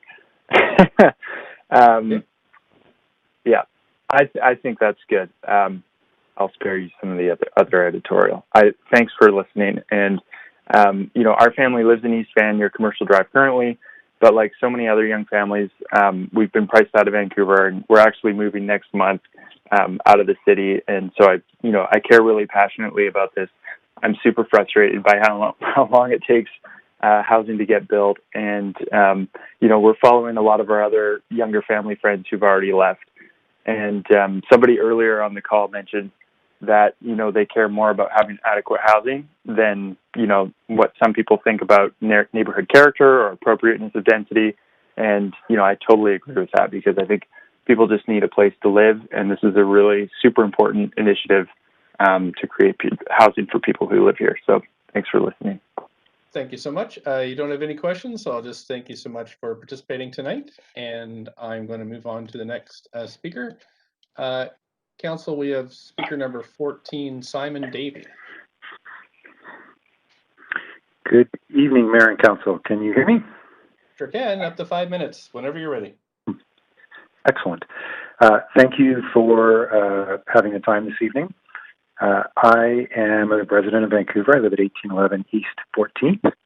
I am also the CEO of Terra Housing Consultants, and I am the Vice President of Lumen Development Management. So I spent the last 25 years doing social purpose real estate projects, and our company's built about 148 projects in the city of Vancouver in the last 35 years. Sorry. I am speaking in support of the topic being discussed this evening, the RM3, RM4A, to allow 6-story outright development for social housing. I agree with many of the speakers. I think Robert made some great points, so I'm going to try not to overlap them. I think it's important to remember rezonings take time and money. I think the last couple of speakers were clear with that. It also comes with a great deal of uncertainty. So until it's approved, there are always risks relating to making your project work. So by doing a blanket rezoning like this for nonprofit social housing, you've shortened the timelines, you've increased certainty, both of which reduce cost, and they really encourage participation. And I think that's really important. I think nonprofit partners have been a cornerstone of providing affordable housing in the city for, you know, the last 5 decades. That rental housing, both in the province, in the city of Vancouver and across the province, nonprofits have made good neighbors, and they are mission-driven organizations that share goals of affordability with the broad community. And I think that's really important. I think it's important to really encourage the nonprofit sector who have, you know, a significant amount of land in the city to look at these densifications and ability to redevelop some buildings, most of which are, you know, the ones they're going to want to redevelop are much older buildings and would be improved both in terms of the number of units and the living standard, you know, when they're ready to be rebuilt. I did want to make a couple observations. You know, the history of social housing in the city, most of the housing that gets developed by these nonprofits, many of the buildings we're talking about, were done under programs which were mixed market programs, going back to Section 95, going to Homes BC that I'm very familiar with when I started, the CHF program, which is funding a lot of projects right now, are all mixed market or mixed income projects where, you know, The current one is 20% core housing, 50% housing income limits, and 30% market housing. Hills was 30%, 40%, or sorry, Homes BC was 30%, 40%, 30%.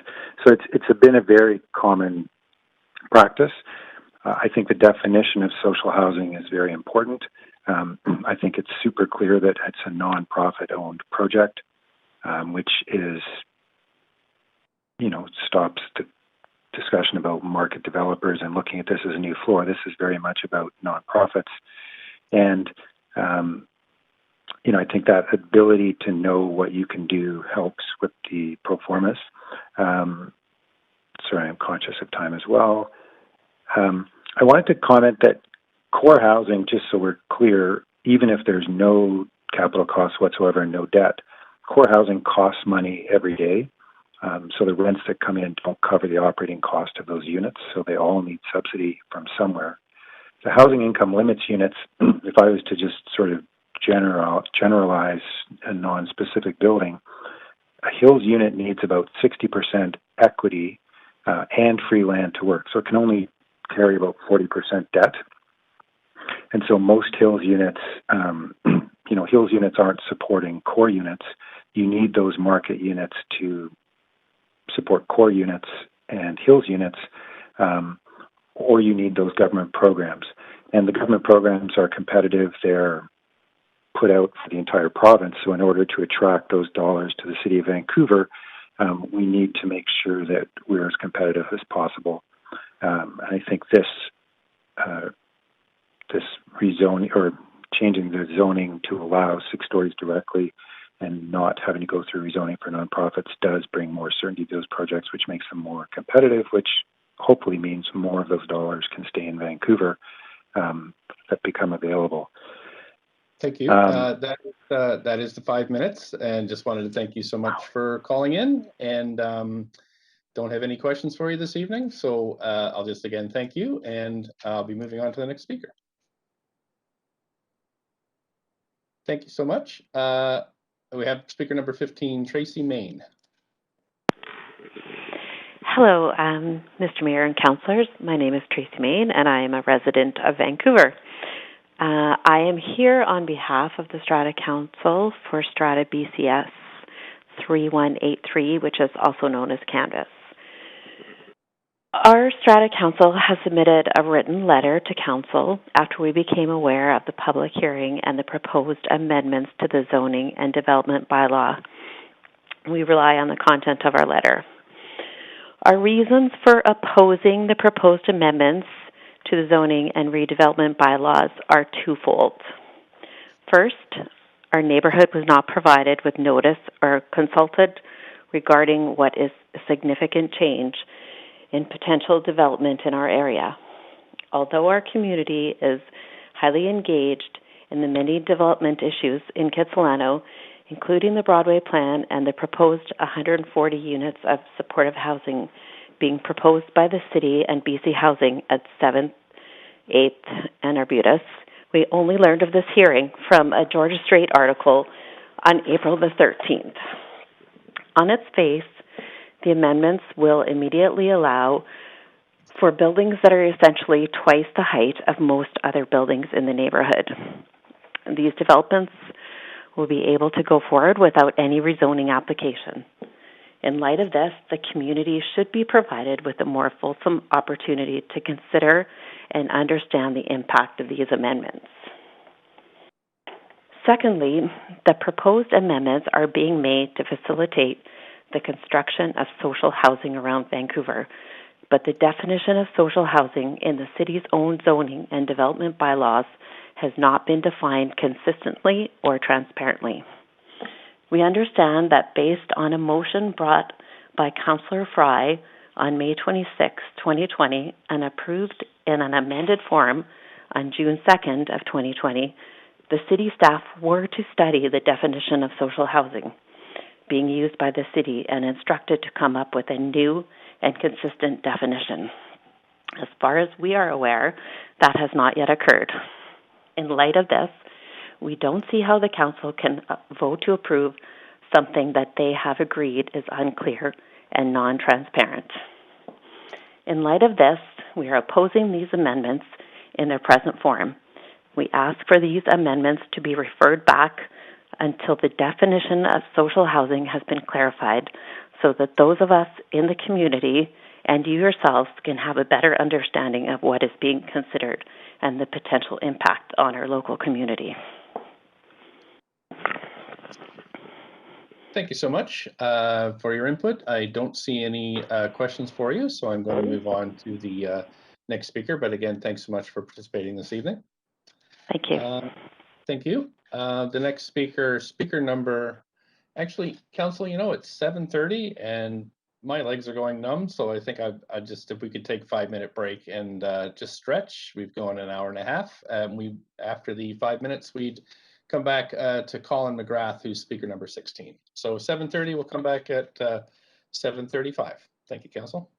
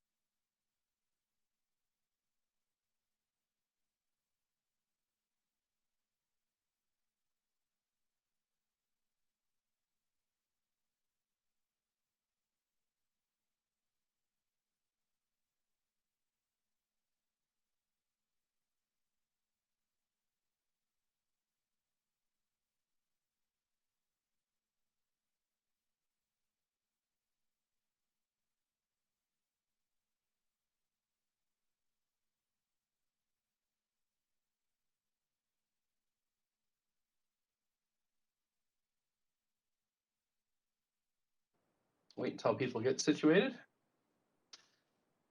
See 3, 4, 5. There we go. 1, 2, 3, 4, 5. There's enough of us to start up here. Clerks, we're good to go then? Yes. Great, thank you so much. So we're on to speaker number 16, Colin McGrath. And Council, I had some content that was I requested to share. I'm just wondering if that's possible, perhaps. On track? Sure, I'll check with the clerks. Clerks, do you have the presentation? Yes, it's just coming up on the screen. Okay, thank you.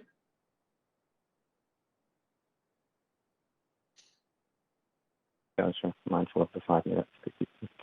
Oh yeah, I've got your, there you go. It is up now. Great. Thank you, everyone. So really quickly, just a couple of slides just to keep me on track. And this is the agenda that I had. I wanted to introduce myself firstly. My name is Colin McGrath. I'm a resident of Vancouver. I actually live in an area with co-op and social housing right behind me, my friends and neighbours. And I'm speaking tonight not on their behalf, but also based on feedback that they've given me as well around some of the concerns and items they have with this proposal. But I'm also, just for what it's worth, I actually was personally raised in social housing, so I'm obviously a big proponent of it. But in this case, I'm proposed to this amendment. And next slide, please, if we could. I'm just got a lag on the slides. So I think a couple of key points from previous speakers and some of the discussion that I've been having. Firstly, I think I saw the city proposal discussing the survey where 90% agree. I agree as well, but I don't think that the nature of that survey implies that 90% who agree with the need for more social housing, which is critical in the city, necessarily would agree with this amendment and how it's proposed and tabled. This proposal only accounts for less than 35% of all the social housing sites in the city that lie in these RM4, RM3 zones, less than 35%. So there's 65% of social housing sites that are not covered by this. And, I mean, the goal should really be to target 100% of those social housing sites. This does not accomplish that. As well, we've talked about it a bit, so I don't need to go into it anymore. This definition of what is social housing, where 30% of the site is actually lower cost rentals, below the hill standard, and everything else can be market. I think that's concerning, and I think that definition does need to be validated before this table gets, before this amendment gets tabled. I feel very much, though, that there's some level of focus on RM4, RM3 because they are the desirable higher market rental opportunities, and this in turn leads into more lucrative situations for those developing them. Can I go to the next slide, please? The next slide really is just a sample. I've based this on sites in this area, 12,000 foot, and this is really just to accentuate, granted worst case scenario, but achievable or possible with what's being approved here. A current building sitting on a 12,000 square foot RM4 lot, we're currently sitting under 1.45 FSR would be 17,400 square feet. I see that behind me with both co-op but also low-cost rentals. In the event that this was approved, that could move to a 30,000 square foot building. However, really only 9,000 square foot of it would have to be at low-cost rental. Another 21,000 square foot of it could be at market. So, that's a net effect, 8,400 square foot loss of social housing and 21,000 square foot market gain in rental. So, it becomes obvious what's desirable, and it's understandable that many of the developers are for it, as well as saying, let's go bigger. Economics aside, this becomes extremely important in what's happening here and what could happen if this was approved. Next slide, please. We were talking about stated goals of this amendment to set up profits to leverage senior government funding programs temporarily in place, and also to the first priority is to renew the existing social housing stock. So then why do we need an indefinite amendment to accomplish this that only addresses 35% of the social housing stock? We need to do something different. I think some concerns that I had with, next slide, please. Some concerns that I had with the current amendment was written, there's very ambiguous language in there that talks about things around where typical, where possible, things should be done, and where practical. And then the other point being many things like setbacks, et cetera, are set up at the discretion of the Director of Planning. This becomes very unclear and very open for interpretation. The ambiguity of the 30% social housing is the other matter. And then we've also seen in many other cities around the world, non-profits growing out in development, increasing cash flow, but also increasing what's happening with property prices because they're acquiring new properties. My last slide, just mindful of time. A better option. The better option, frankly, is to ask council to reject this and actually move to the city to move to a fast-tracking rezoning process, similar to what's for short, to be used for 100% of the co-op social sites in the city.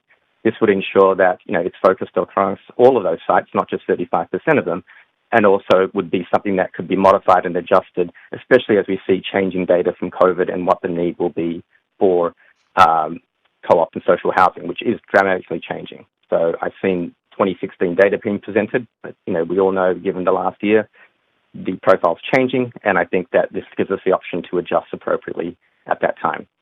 So that is my ask of council, and that is my session. Thanks so much. I have a question for you from Councillor Hardwick. Councillor Hardwick, please go ahead. Thank you. I'd like to go back to the slide, if possible, that showed the breakdown of square footage in the scenarios from the existing building and proposed. And I know it was just a scenario, but I was hoping we could go back and look at that. Yeah. Can you put that Clerk, slide? if possible. Okay. It's up now. Oh, okay. Sorry, I gotta switch views here. Thank you very much. So what you're saying here, the crux of it, nonprofit housing buys or has an existing property with 17,400 square feet existing. So the idea is then they then come in and say, under this amendment, we're going to blow it up to six stories, and we're going to add another.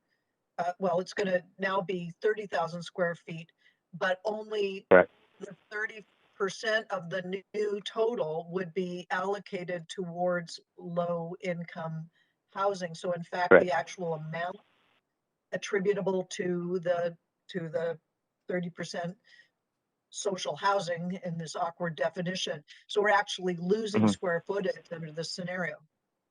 Yeah, correct. And gaining significant market. Why would they do that? I guess that's the question. What's the motivation? I would see that motivation, and again, this has been seen before, by increased cash flow on the 21,000 square foot, and then the ability to acquire incremental properties. So it's empire building?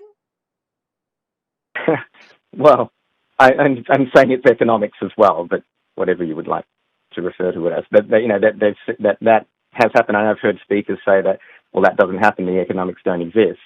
But in conjunction with low interest loans and other things and programs that exist, I think we've seen in other places in California or Bay Area, things like that, that the economics begin to work, and then that's the slippery slope. That was going to be my other question. I think it's the next slide or two. You made reference to cities, other cities where this, if it's possible, could we go forward a slide or two, and I'll say stop when we get there. Keep going. Next slide. This one, bullet point 4. Oh, go back one, please. Bullet point 4 there. Going back. Thank you very much. Other cities in North America where similar policies have allowed advantageous zoning. Could you elaborate on that, please?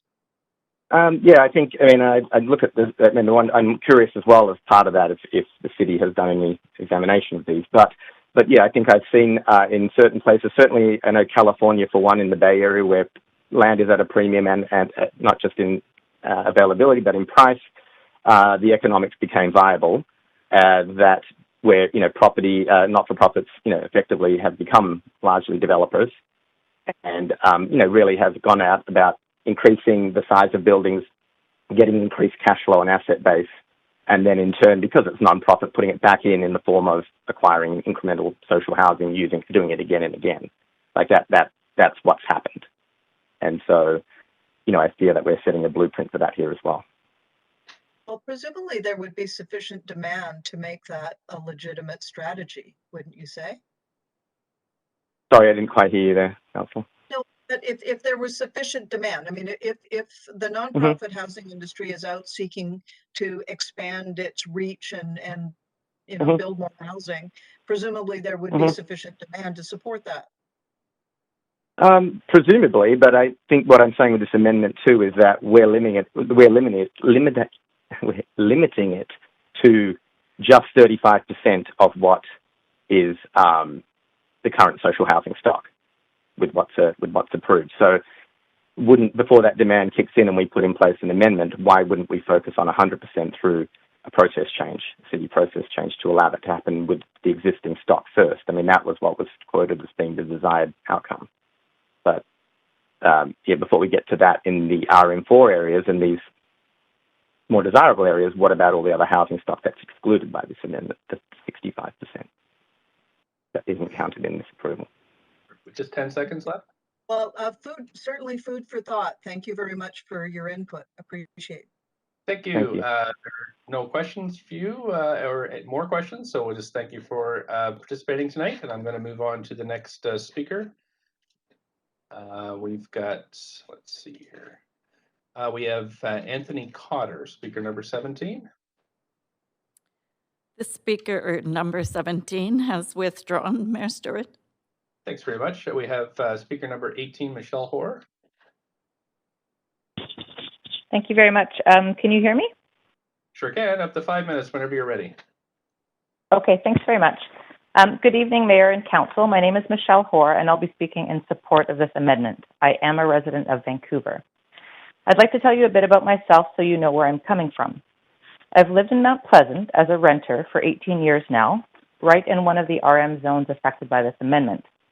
I now have 2 kids, 9 and 13, who attend Simon Fraser Elementary. My partner owns and operates a retail business on Main, and I work as a consultant from home.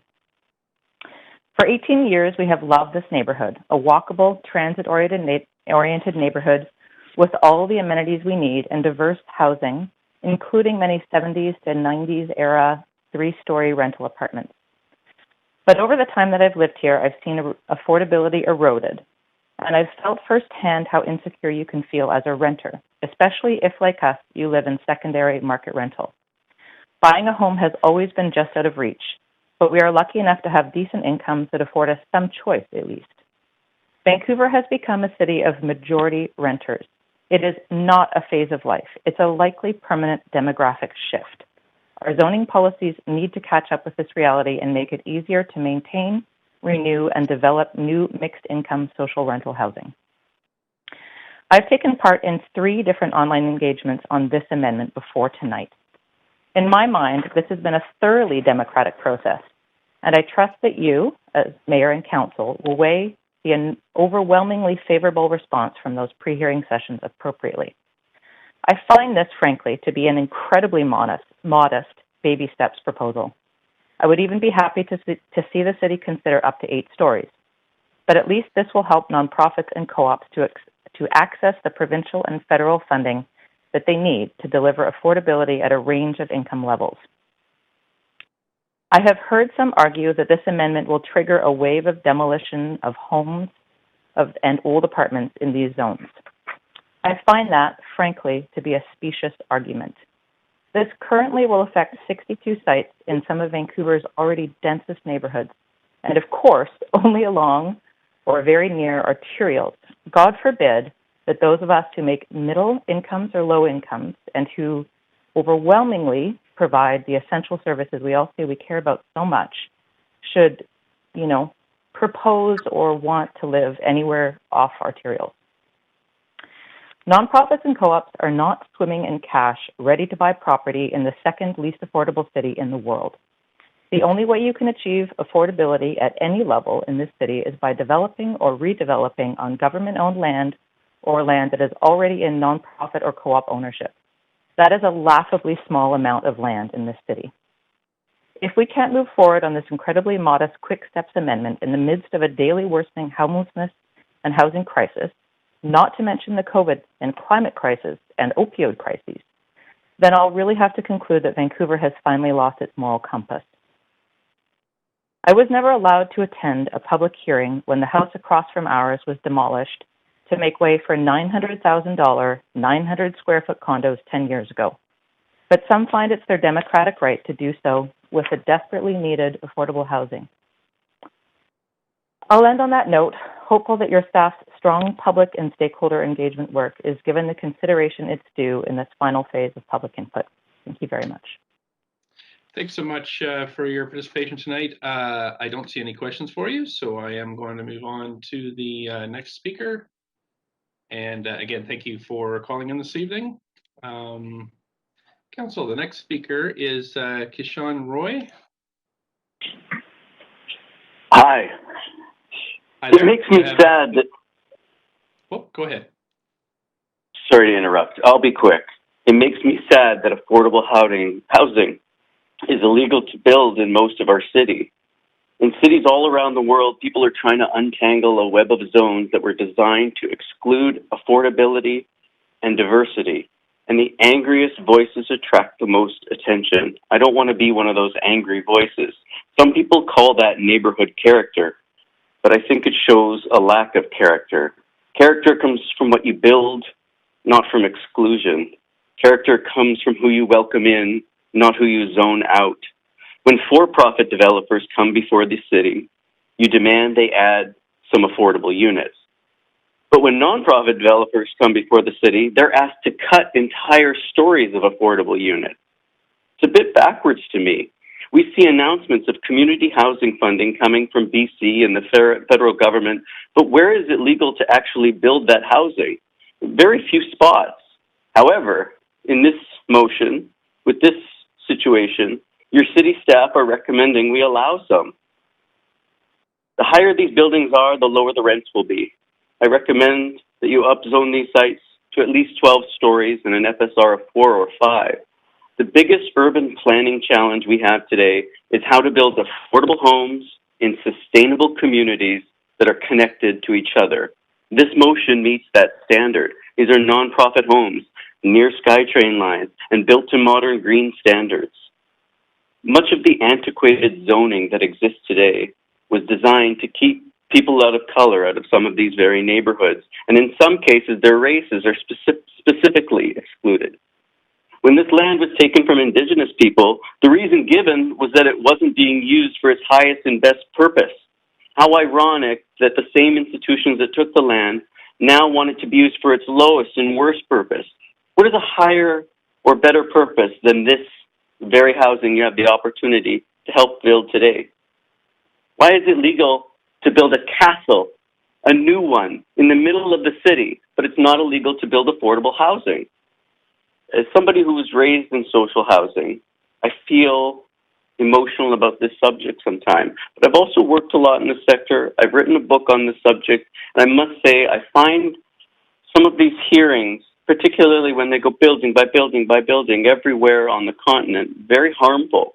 They make the case that some people are worthy living in the neighborhood and some are not.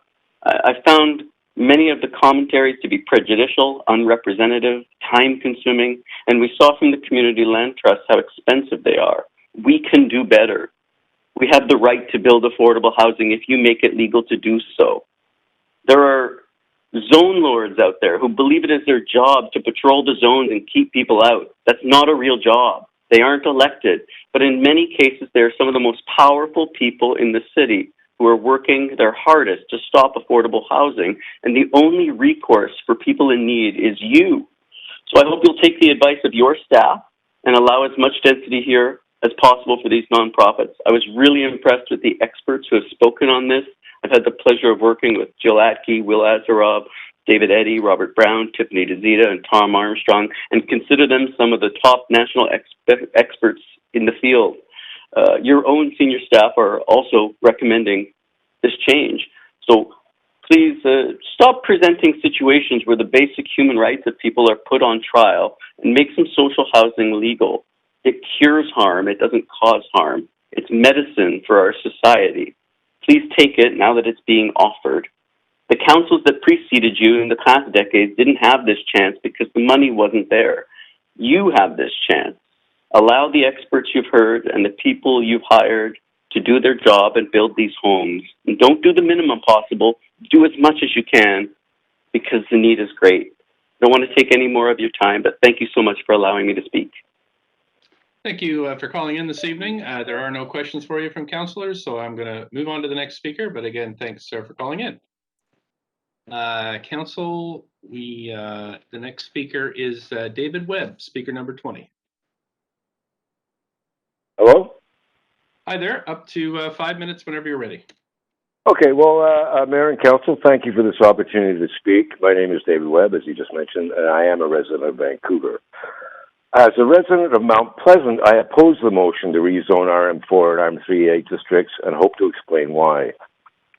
The low-rise apartment buildings currently typical of Mount Pleasant contain probably the most affordable rental units left in Vancouver.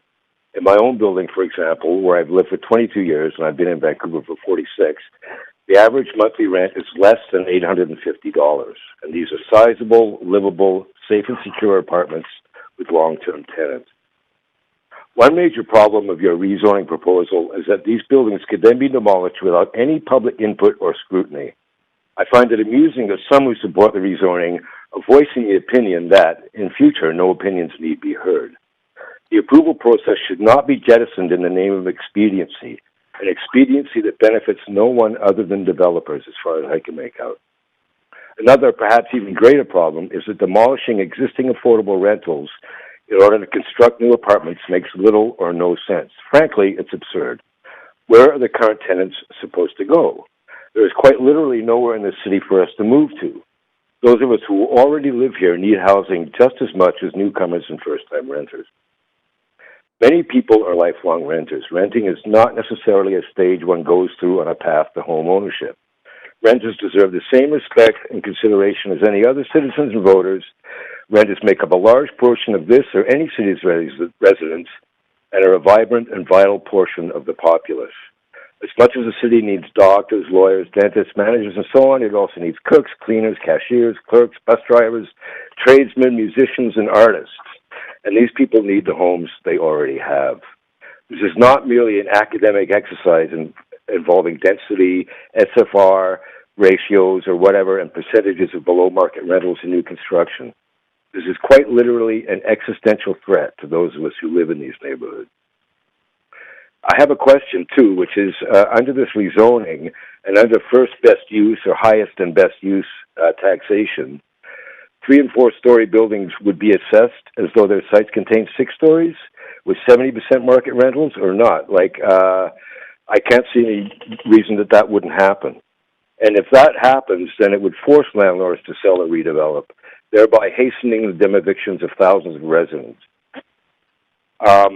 If all this housing is truly to be built only by social housing providers, then my objections are somewhat less.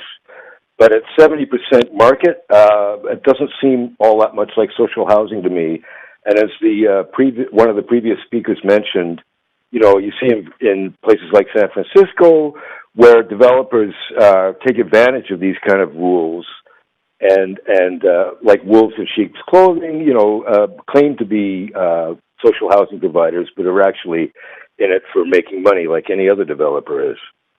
I don't know how you can safeguard against that, and I don't know how you can make sure that in perpetuity this bylaw change only applies to social housing providers.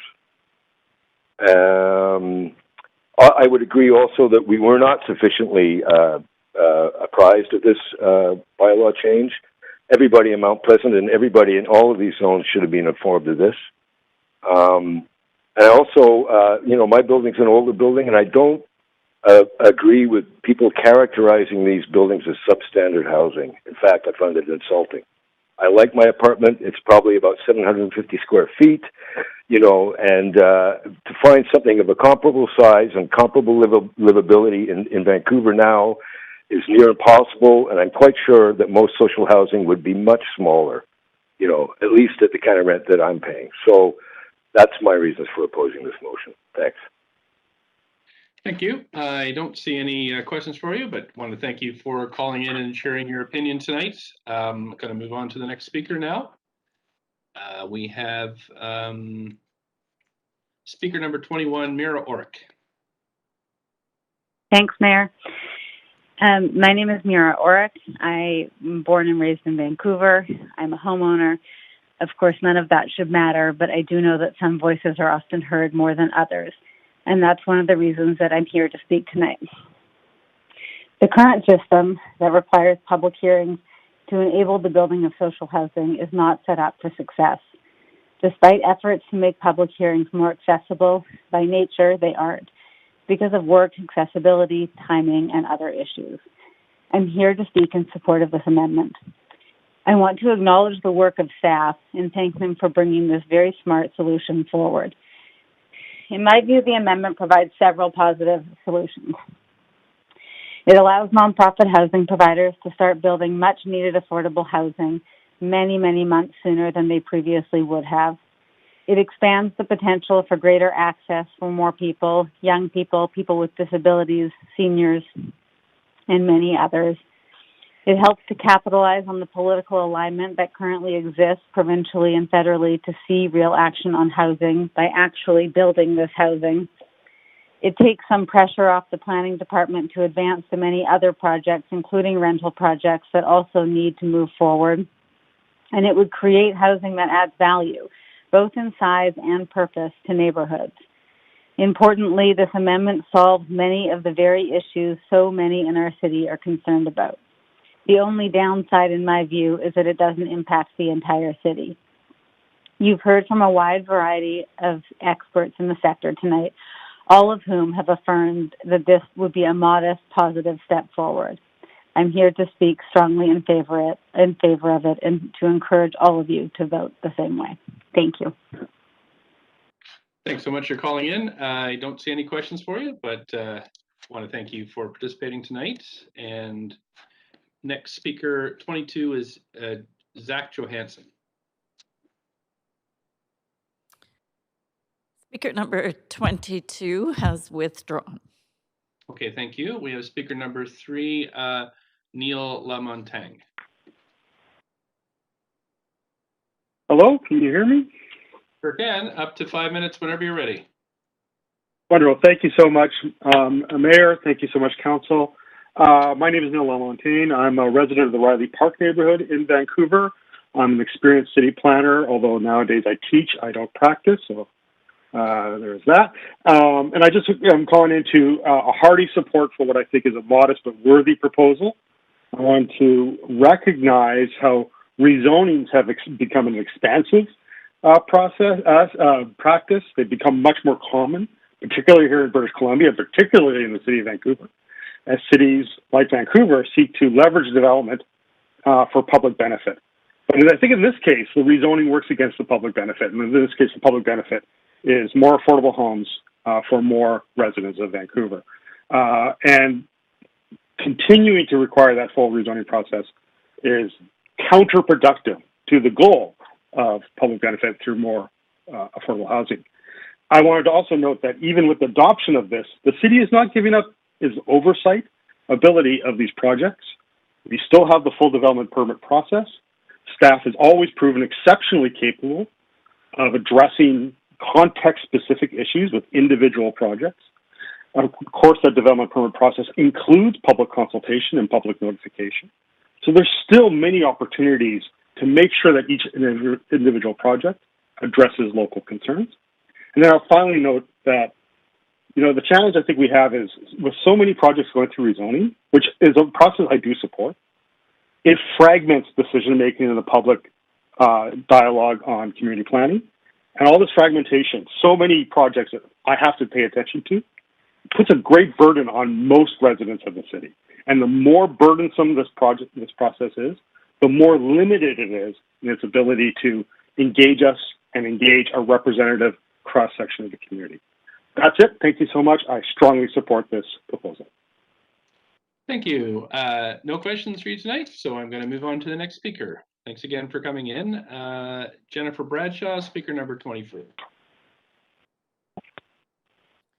Mayor Stewart, speaker number 24, we're just checking, but Okay. does not appear to, nope, is not on the line. Okay, thanks. We have speaker number 25, Bill Thielman. Thank you very much, Mayor Stewart and councillors, and thank you for giving up a beautiful sunny Vancouver evening to hear from the public. Despite what you may have heard on Twitter, I do indeed support social housing. I live on West Broadway in Kitsilano in Vancouver in a 4-story building next to the Broadview Housing Co-op, who are our neighbors, and appreciate them a great deal. My basic concern is to preserve citizens' democratic right to be heard on significant changes to their neighborhoods, and to have their elected representatives be accountable for their decisions, not unelected city staff. And a 6-story building is a significant change. I'm also concerned, as many other speakers have been, about the lack of information to affected neighborhoods. I only became aware of this when I looked at my Georgia Straight newspaper and saw about this. I had not heard about it previously, even though it affects the neighborhood that I live in. I also note that we have not yet received the Broadway plan that the city is working on, something that would seem to me to put the cart before the horse. Lastly, it's being late in the evening, I'm going to be as short as I can. I do feel some concern that there could be a backlash against against social housing if the city moves forward with this motion. I think that neighborhoods and people who are generally supportive of social housing, and I think most people are, may decide that having seen some 6-story buildings go up in neighborhoods that do not allow 6 stories and have a significant impact on those neighborhoods, there could be antagonism towards future social housing projects, and that concerns me as well. With that, I will conclude. Thank you so much. You do have a question from Councillor Hardwick. Councillor Hardwick? Bill? Hi, Bill. You there? Hi, Councillor Hardwick. Hi. So just again, I think your main point was democracy, insufficient public consultation. That's at the crux of your objection, correct? That's correct, Councillor. Right, democratic right to be heard, not unelected staff. Where do you sit on the question of the definition of social housing? The ambiguity around that has been something that has been discussed at some length here. Well, I'm concerned, and of course, the idea I think that several previous speakers have raised, both pro and con, actually, that rental market, 70% rental market housing and 30% social housing counts as social housing is a concern, and I think that something that most Vancouver residents aren't totally aware of. I am concerned about overheight of whatever nature it might be, whether it's social housing or condominiums, and there are some projects that I have to say I wasn't aware of until recently that I also share concerns about and would want to avail myself if possible, and some of them are already too far gone, to actually have made comment on or will make comment on in the future. But, I think we all need to be on the same page as to what's being proposed and what's being understood. And I hear the very emotional and compassionate comments from some of the speakers tonight, some of whom I know and are friends and acquaintances of mine, and I'm on the opposite side from them. And I don't think that ultimately, Councillor and Council and Mayor, I think ultimately Vancouverites are compassionate people. They do support social housing, but they do want to be heard. And I think that that's fundamental to me in any kind of a democratic system that we have, that they have the right to be heard and that their elected representatives be accountable for those decisions pro or con. Do you have any concerns that this move could have implications in the market outside of social housing? There's been suggestions both that it could disrupt existing affordable housing and apartment buildings, for example, but also spill over into adjacencies in other market condos and things of that nature, going up to 6 stories once the precedent has been set. Oh, I don't think there's any question that that would happen. And I also found Mr. David Webb, who spoke from Mount Pleasant previously, made some good points on the impact on rental housing, affordable rental housing in the city of Mount Pleasant. I think that, it is the so-called thin edge of the wedge in many ways. And I think it's a significant problem that that we would see, there's 6-story social housing, so who cares if we have 6-story or 8-story condos and et cetera. I mean, I'll be very blunt. I don't want to. I live on West Broadway. I don't want to see West Broadway or East Broadway become a canyon. I don't want to see that happen. I don't think anyone should. And the idea that that nothing else will happen, there'll be no consequences, simply doesn't ring true to me at all. I think that clearly, and I've supported increased density, but there are obviously limits to the tolerance of the neighborhoods that are faced with these kind of changes.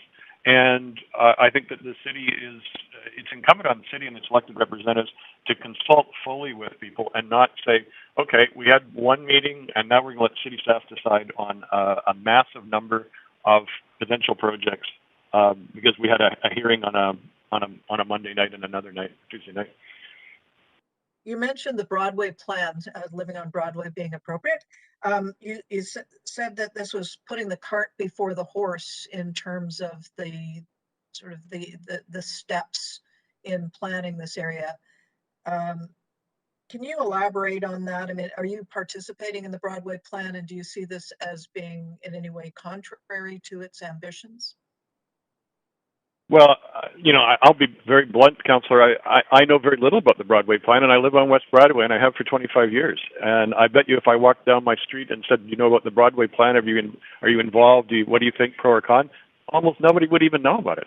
And so, these changes are far-reaching, and they have significant impact, and yet the people who are most effective may well not have any idea. Just like with this motion, I found out a few days ago about it, and I like to think of myself, and I think you on council and people listening know that I'm fairly politically astute and I follow a lot of stuff, but I hadn't heard about it, and so I scrambled at the last minute to make comment on it and get onto the speakers list. But I would be surprised if anyone in my building even knows about it unless they saw it in the Georgia Straight or the Vancouver Sun this morning.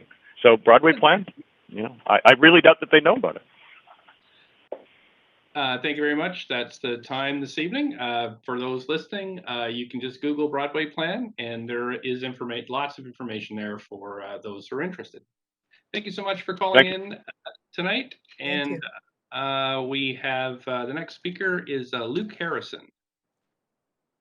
Hi, Mayor and Council. Can you hear me? Yes, we can. Up to Hello? 5 minutes. Okay. Great.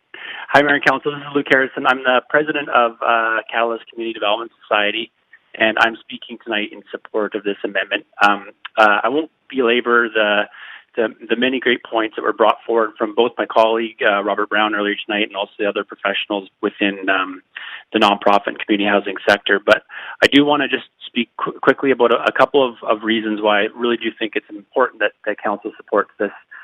You've heard a lot about the ways that this policy change will both reduce risk and costs for nonprofits, but I think what's lost sometimes is also the importance of increasing nonprofit capacity.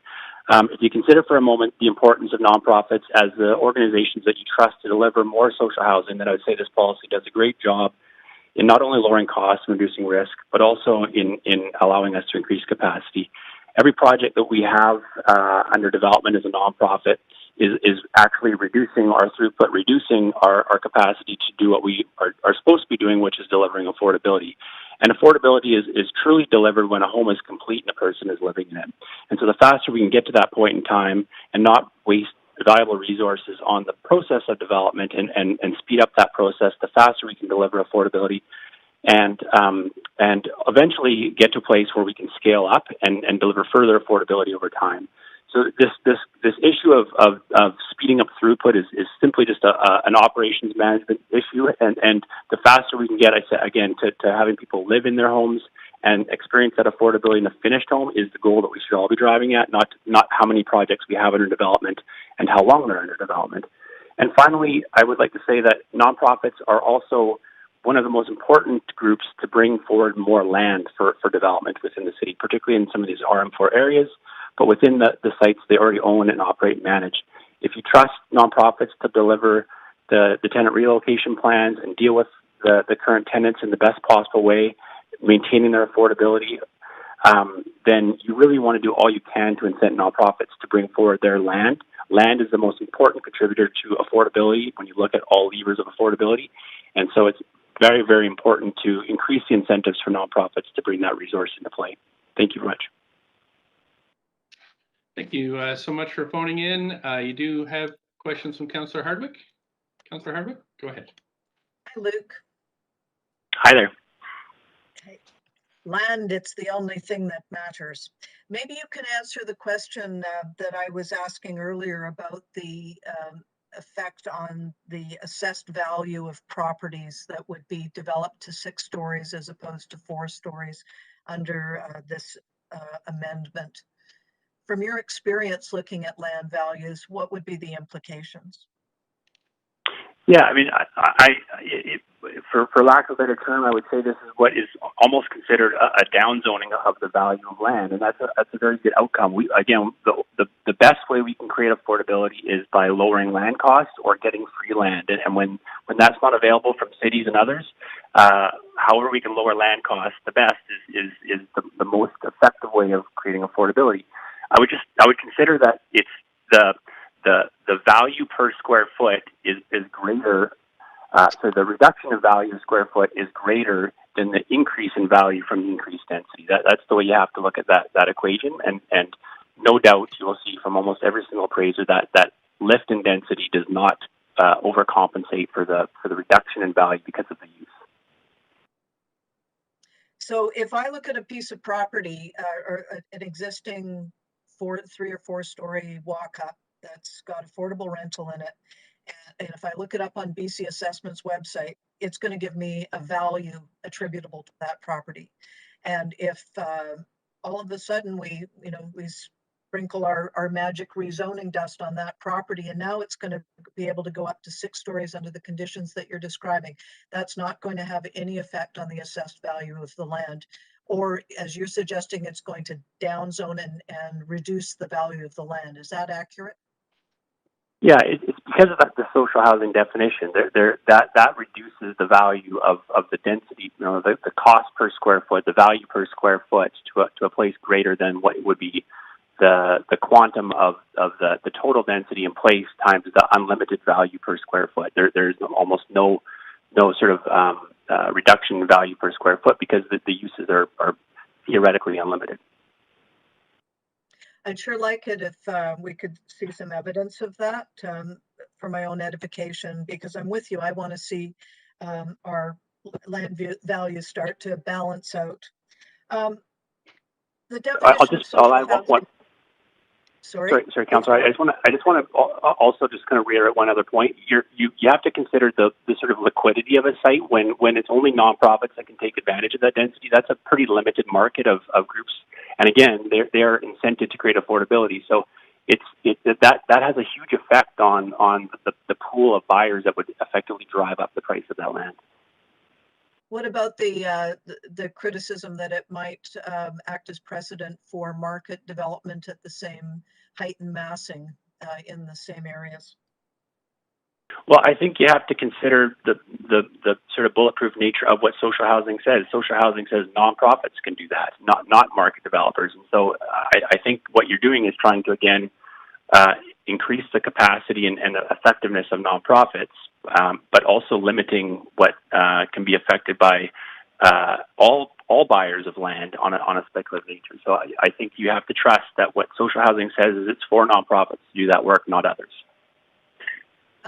So speaking of social housing and nonprofits, there's been some discussion here about the definition of social housing. Do you have any input for us on that? The notion that only 30% is being used for true social housing and the rest is market rent to make the numbers work. Can you comment on that? Yeah.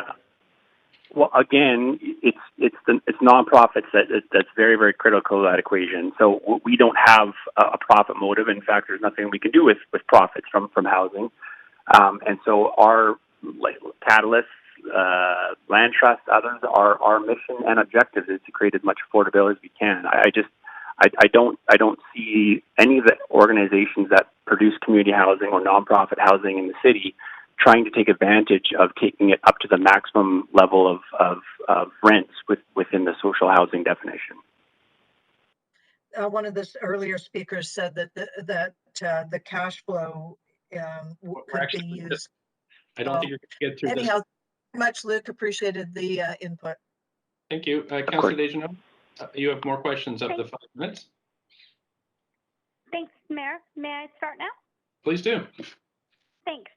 And thanks so much, Luke, for your presentation. I had a question just in listening to some of the speakers, and especially residents and their concerns with not being able to have consultation oversight, and, you know, hearing some you know, examples of times when perhaps social housing, and I use that with quotations because it certainly is the city's definition.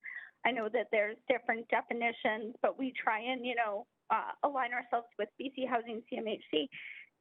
Would you say, you know, speaking as a nonprofit housing provider, that it's reputational, that you do your best, and that sort of regardless of the, you know, whether or not there is that consultation, that you do try and engage with the community? I mean, I'm only asking you to speak for yourself, but, you know, trying to engage also from nonprofit housing providers. Hope I'm being clear. Yeah.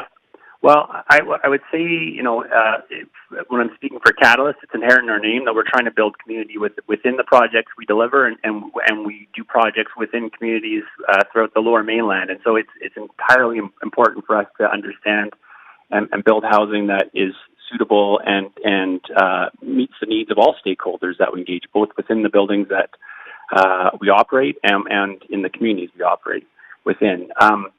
You know, I don't really know how to answer that other than just say that that is really the intention, I think, of all the groups that I know in the nonprofit space to do that, and that's the job that we do. I suppose maybe the faster way to phrase the question is, I understand the importance of public consultation here at the city, but also sort of wearing your hat with Catalyst. It doesn't preclude you from also going out and engaging with the community, which I would assume would also be beneficial to your clients. Is that correct? Like, you don't need the city's consultation process to engage with the community also. Is that correct?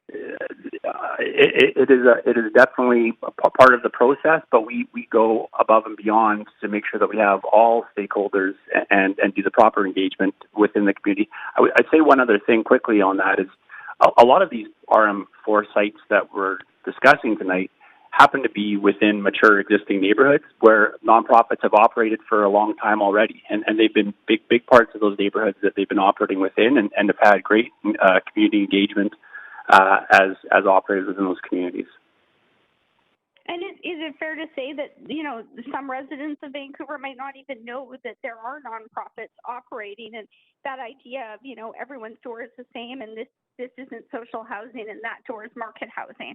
Is that something that you sort of see being a little more apparent through, you know, this amendment tonight that we're considering? You know, I would say that the amendment does a good job, again, to reduce things like capacity constraints, cost constraints, and others. But ultimately, you're trying to create housing that's affordable to the people that live and work in Vancouver, and that's what the goal of social housing developers are, like Catalyst.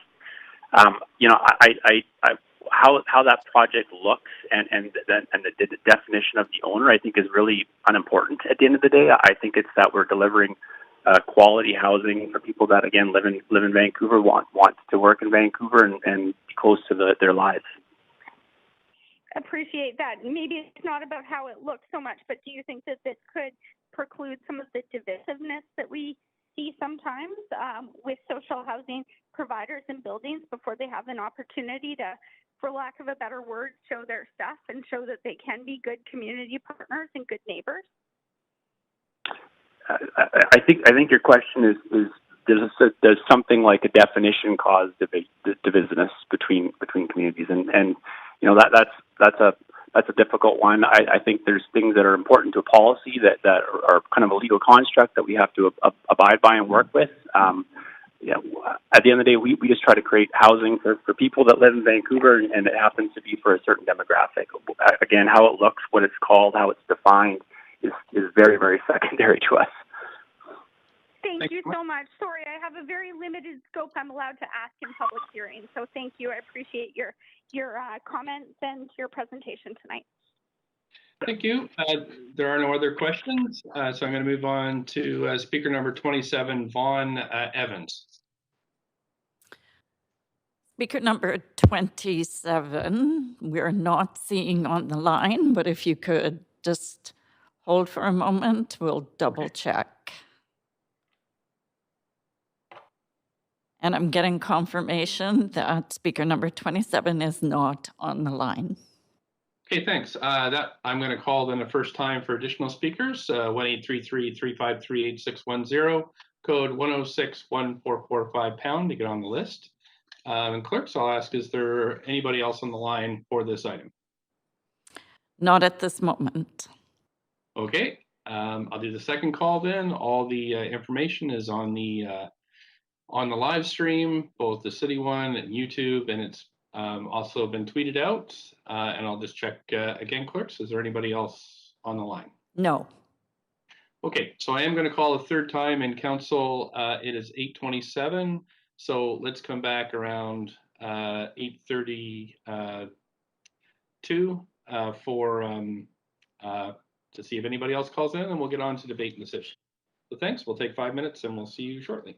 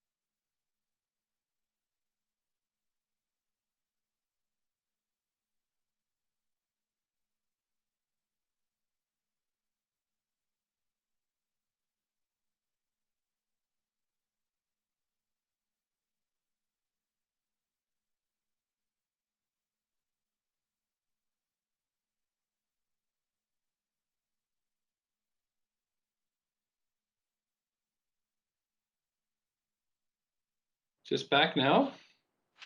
Just going to check. Is there anybody else that has phoned in? Yes, we have one speaker. We have Stuart Smith. Great. Stuart Smith, whenever you're ready, up to Hi 5 there. minutes. Hi there. Sure, thanks. Thanks very much. Good evening, Mayor and Council. My name is Stuart Smith. I'm on the board of Abundant Housing Vancouver, and I'm here to speak in support, but also to highlight some important limitations and suggest some improvements. The most important limitation of this proposal is geography. As many people have said, land is the key issue here with housing. There's some buzz around this item suggesting that this is quite a radical proposal, but as far as geography goes, it's pretty much status quo. Areas of the city under consideration today, RM4 and RM3A, already have high densities of people and high densities of tenants. Since zoning was first introduced in Vancouver in 1927, areas like RM4 and RM3A have always been asked to do more, always asked to squeeze in tighter, always forced to continually recycle old apartments into new apartments. Meanwhile, right next door, RF1 areas are allowed to export their share of regional growth, even their own children, into a gentrifying force into other parts of the city. Furthermore, limiting the area this proposal applies to ultimately increases competition for land in those tiny slivers of the city. I've heard some discussion about this last week and tonight, and I'm thankful to hear it. But it feels a bit like an own goal. If we want to limit displacement, there's only one logical solution. New housing, whether it's social housing or market housing, should go where there are the fewest tenants. Yet this plan puts new housing in the areas with the most tenants. And we know which areas have the least tenants. These stats exist. West Point Grey in 2016 had a density of 400 tenants per square kilometer, while the West End had 14,000.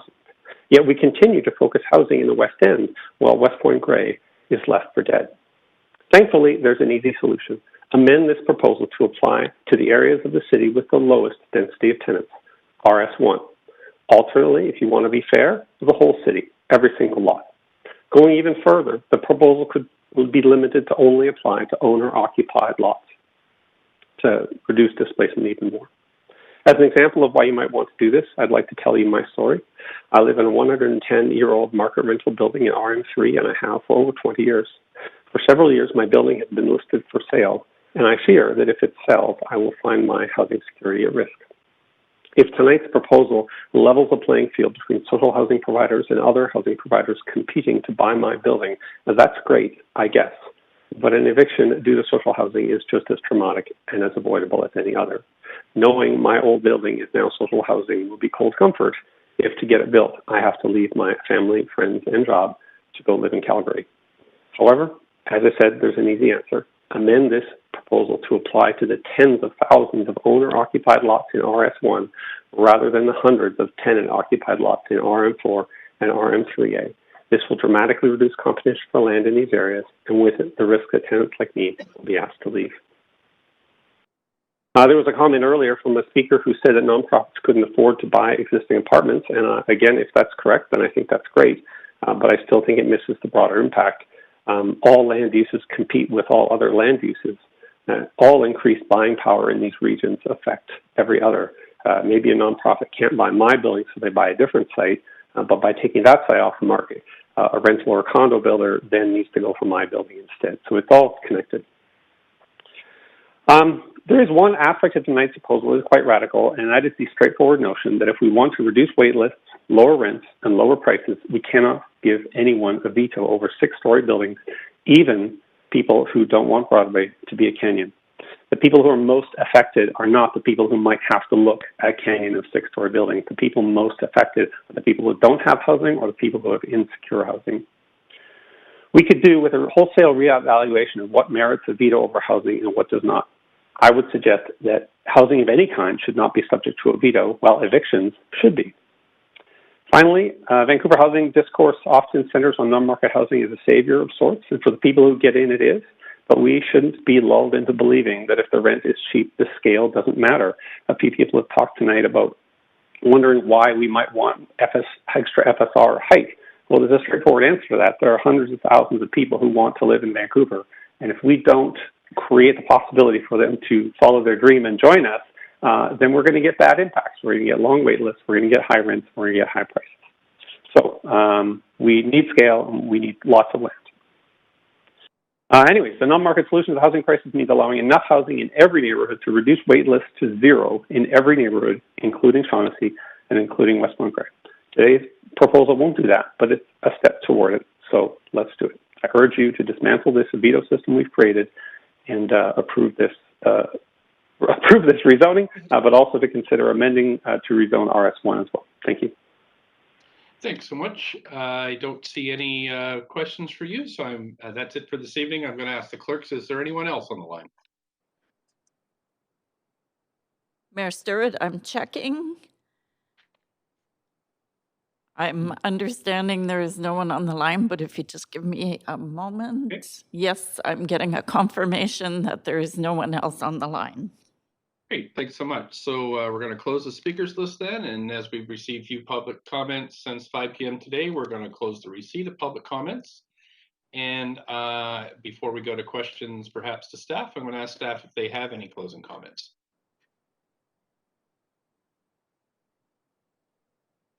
Thank you, Mayor Stewart. Staff do have some closing comments. Please go ahead whenever you're ready. Thank you.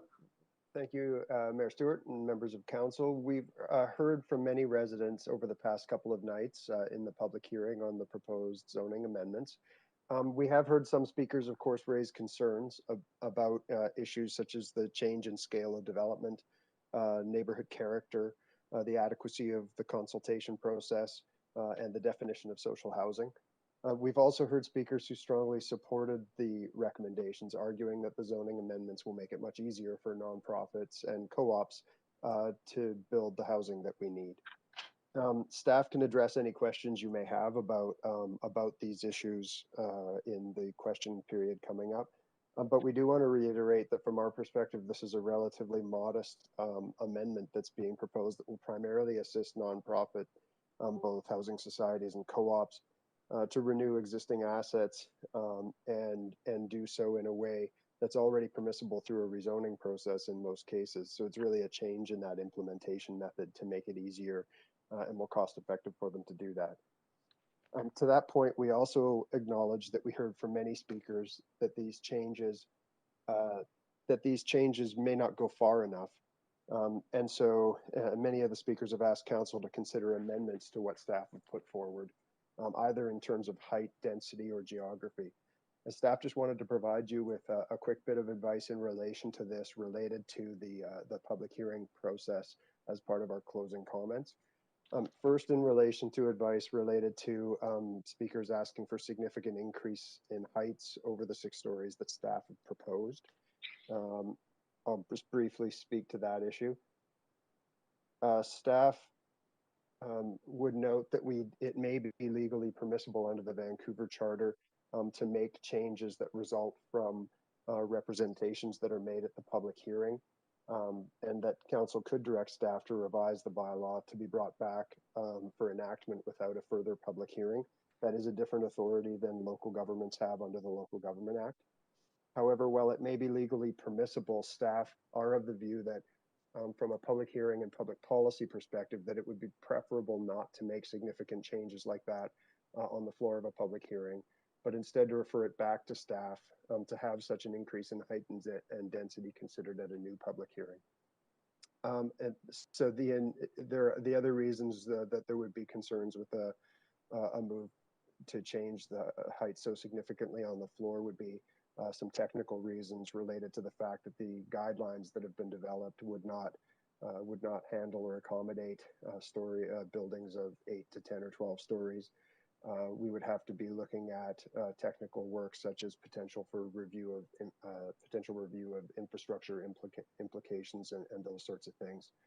So while it may be legally possible, staff would recommend that council, if they would like to entertain additional height, as has been discussed by many of the speakers, it'd be preferable that direction come to staff outside of the public hearing process, most likely through a council motion through the normal notice of motion process.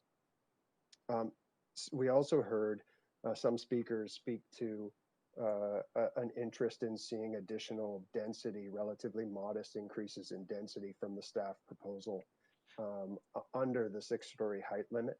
Should council wish to provide another option that would be immediately achievable in response to what they've heard, it would be possible for council to provide a modest increase in density, say from the 2.5 that staff have proposed up to perhaps a maximum of 3 FSR, but maintain that 6-story height limit. Staff believe that a 3 FSR could be accommodated under a 6-story form, provided there's sufficient frontage, and that it's a relatively cost-effective form to construct, as we heard. So that approach would be much more aligned with the current guidelines and the current proposal from staff. Finally, on geography, we did hear from some speakers that they'd like to see an expansion in the geography. Staff acknowledged that this proposal is contained in zoning districts where we already see apartment forms. The notion of extending the geography is something that we will be looking at and considering, but through much broader planning processes, such as the Broadway plan process and the Vancouver plan process. So I would end there. Staff are available to answer any questions you might have. Thank you. Thanks so much for that. There are a number of councillors with questions. And again, council, this is a question period. This is questions. Once the report's moved, we get into debate. So Councillor Swanson, questions for staff. Yeah, I just have one question to try and deal with the question that some of the speakers raised. Is there any way that a private profit-making developer could partner with a nonprofit and go for one of these rezonings to build actual market housing, not just housing that rented at market rate, but housing that was market housing that could be bought and sold? Hi, Councillor. It's Dan Garrison jumping in on that. That the definition does allow for 70% of up to 70% of the units to be rented at rents that could be up to market rent, but 100% of the building must be nonprofit owned and operated. So it is not possible for any of those units to be operated or owned or in any way to involve a private entity. Okay, good. Thank you. That's it for me. Councillor Bly, up to 5. Thanks very much. Yeah, so I just wanted to address some of the questions that were raised around sort of the democratic process of rezonings, allowing time for the public to weigh in on various applications. And just would wonder if staff can explain the development permit process and how, if and when the public are able to give comments and feedback through that process. Thanks for the councillor. Oh, I hear my own echo. How about now? Okay. Hold on one second, please. Yeah, I've just stopped your timer, Councillor Bly.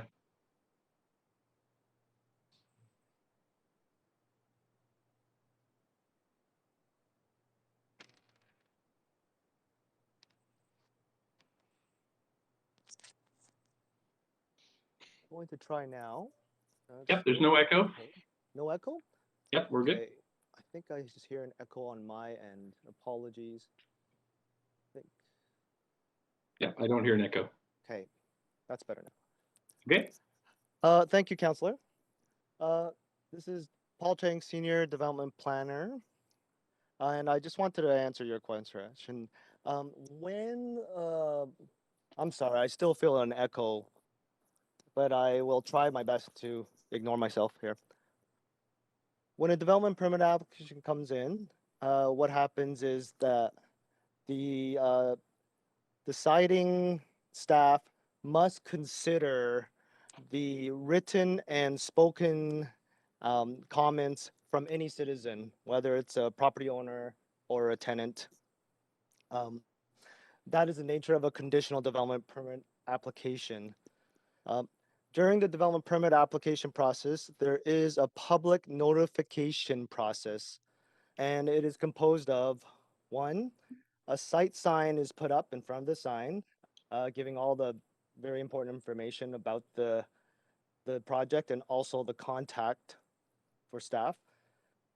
Postcards are sent out to every single address, typically within a 2-block radius from the actual site in question. There is also the Shape Your City website for every development permit application at townhouse size or larger, for which any citizen can go to, look at the plans, look at the entire proposal, and also have the opportunity to submit their written comments. I do have a couple more questions, so if you don't mind just moving us through this part of the process and how that feedback is given. Well, and also there is a development permit board process if it is an application that has a lot of controversy, let's call it. So, okay, so maybe can you quantify that for me? When you say lots of controversy, what does that look like? Typically, if we start receiving commentary from residents that let's just say about 15 to 20 comments from that many different people, we would typically elevate that to a development permit board process. And that process involves a public hearing component as well.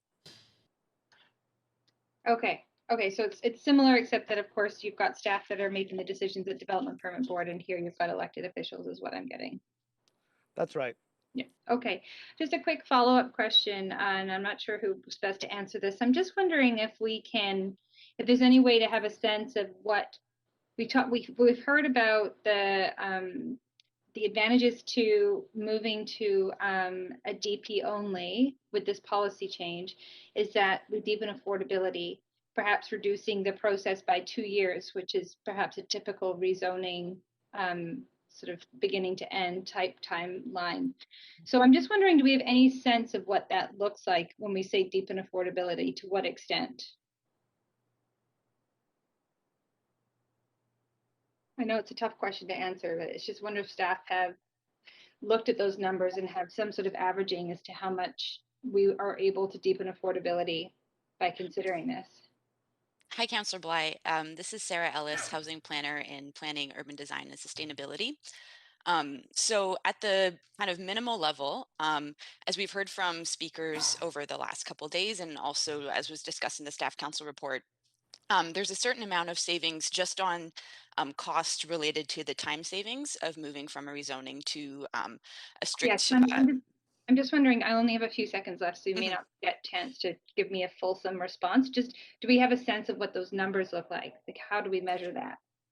Right. So we've heard that it can be as high as $500,000 in savings. So that's a 5% construction cost savings. And then also the additional benefit of potentially accessing senior government funding, being more competitive for an application, which of course delivers much deeper affordability on a site-by-site basis.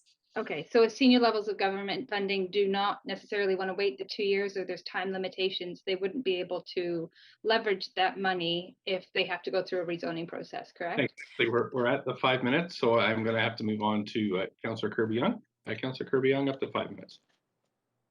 Yeah, thank you. Privilege, Mayor Stewart, if you could add me to the list for questions, it's Councillor DiGenova. Thank you. Will do. Go ahead. Restart my timing. Thanks, Mayor. There, go ahead. Yeah.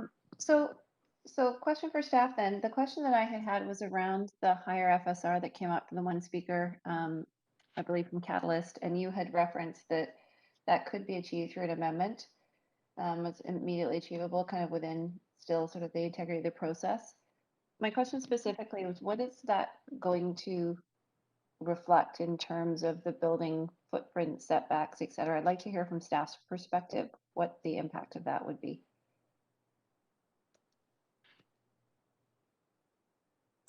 Hi, Councillor. It's Paul Chang again.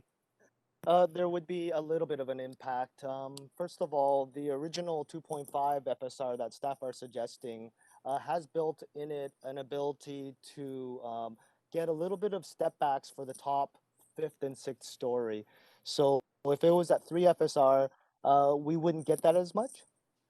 Furthermore, that 3 FSR could be accommodated, but what would happen is that the rear yards and the front yards would probably be decreased by about 4 feet. So potentially you would be losing some of that outdoor space that residents would have access to.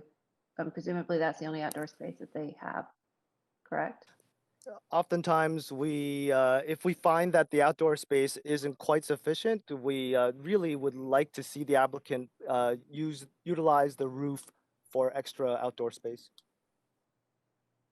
Okay, and does that perspective change at all from staff with COVID and the need for people to be able to kind of access and get outdoors?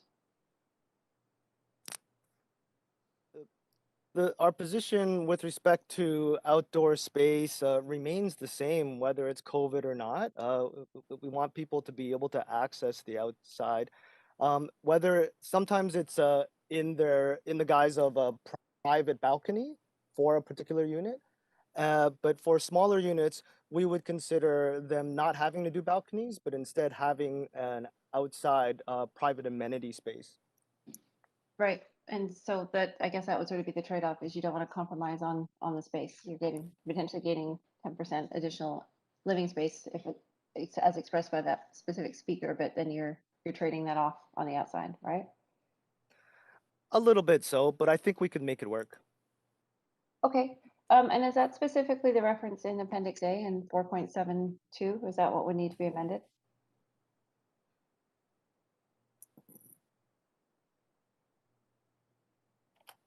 Councillor Kirby-Young, this is Sarah again. Yes, I believe that's correct.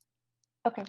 Moving on to a different question. Can you address one comment that came up from several different speakers about the impact on highest and best use taxation for this if this free zoning was applied and the building had not moved forward with an application yet, and how that might impact existing buildings? Yes, definitely. Councillor Kirby-Young, this is Sarah Ellis, housing planner.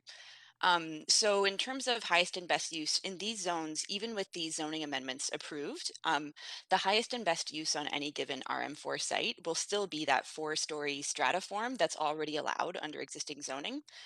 These are forms that can generate profit for a private developer, unlike the nonprofit social housing that is enabled under this proposal, which does typically require actually additional subsidy to be viable in most cases, even with free land. And this was confirmed by our testing results, which are included in the staff council report and also echoed by public comments. Okay, sorry, can you reflect that back to me again in simple terms? I apologize, I'm a little tired today. So we're saying that people would see their taxes go up, or they would not, because it's zoned for highest and best use, but it's for social housing as opposed to maximum profitability on the site. I just want to be clear. Our best understanding as staff, and not having finance staff presence for this, would be that the highest and best use of the current site, which is the 3 to 4 story strata, wouldn't change. That would continue to be the highest and best use for these sites. Okay, regardless of whether or not the council approved this or did not approve this report tonight. That's right. Okay, that's clear. Thank you. Appreciate it. Thank you. On to Councillor Hardwick. Questions for up to 5 minutes. Yeah, thank you. You largely, Councillor Kirby-Young asked really the question at the heart of what I've been trying to get at from an urban land economics perspective. And if the answer is that there will be no change in value of the land at highest and best use for BC assessment purposes, I sure would like to see evidence of that. Is it possible to obtain any evidence to support that? I don't believe staff have that information at this time, but it's something that we could explore to send separately. Okay, well, it seems to me that it's kind of important to understand when we're talking about affordability, about how land inflation can affect that affordability. So I'd suggest that's something that we should be looking at. There was some discussion about the implications for this to spill over into as established precedent into market development. So for example, we allow social housing to go up 6 stories. The next thing we know, we have market strata coming around and saying, well, they got 6 stories, now we want 6 stories. What's your response to the precedent-setting nature of this? Thanks, Councillor Hardwick, for the question. This is Sarah again. So actually, as we discussed in the council presentation, the precedent for these amendments is actually taken from existing directions set in recent community plans that cover many of these areas for additional height and density to support renewal and expansion of social housing, and also direction for 6 stories for new rental housing via a rezoning process. So that is to say that the precedent is likely already set through the community plans covering many of these areas. So it's not jumping the queue from your perspective? That's what the perspective of staff is on this. Okay. Speaking of the perspective of staff, again, how do we respond to the criticisms that this is insufficient in terms of public consultation and in fact sidesteps our democratic processes? What are we as elected officials supposed to say at the next election? Staff don't have to deal with that responsibility of representing our constituents, but we do. So I'd be interested to understand how that works. Because what this is saying right now is no opinions need to be heard except for the ones that we agree with in moving this forward. So I'm interested in your perspective about eroding the democratic process around land use change. Hi, Councillors. Dan Garrison, I'll jump in on that one. I think in terms of the democratic process around land use change, it's a fairly common practice for a council to consider zoning changes on a district-wide basis. The process that we've gone through has been one of a fairly standard consultation process. Staff took the step of doing neighborhood-based consultations in the affected areas during a pandemic by using new techniques and online engagement techniques where we were able to engage with residents around the issues. And then we're here at a public hearing asking council to consider zoning amendments to allow primarily heights and densities that are already enabled through community plans in these areas. And so from our perspective, it's not an unusual practice for staff to bring forward recommendations to make amendments to zoning districts rather than site-specific rezonings. I'm sorry, Mr. Garrison, it's not unusual that we be in a pandemic and be dealing with public consultation differently? It's not unusual that we would bring forward amendments to the zoning and development bylaw to council at a public hearing that apply to more than one site rather than a CD1 site-specific zoning. Of course, but surely you'll agree that the pandemic has put unusual constraints on our ability to do the kind of public process that has been our historical norm. I think we would all have to acknowledge that we're all doing our best to work with the challenges we're facing during the pandemic. I would say that this action coming back to council was one that was considered as part of the city's COVID recovery action, because the work and the zoning changes to expedite the process around the approvals of this non-market housing is one of the keys to accessing the senior government funding that we need, and our senior government partners have made that clear to us. Zoning ready projects are key to accessing that funding we need. Thanks so much. Councillor Carr, up to 5 minutes. Yeah, thanks, Mayor. My first question is a number of people raised issues around the affordability levels. I'm just wondering, it was a number of years ago that I put forward a motion that passed to have staff report out on how many actual units of housing are subsidized versus at market rental in terms of our, under our definition of social housing. Are we doing that? Are we reporting that out somewhere?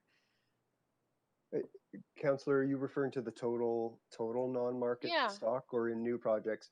In the total non-market stock, we are working to collect that information. That information is not as readily available as you might expect in the all 26,000 non-market units that currently exist in the city.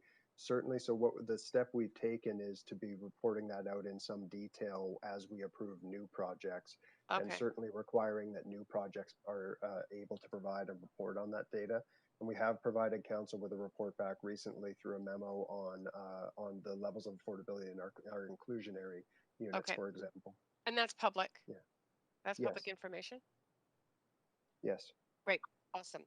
Okay. A number of speakers raised concerns around current affordable rental housing being demolished. So we know by your report that 62 sites are currently owned in the zones by nonprofit or co-ops.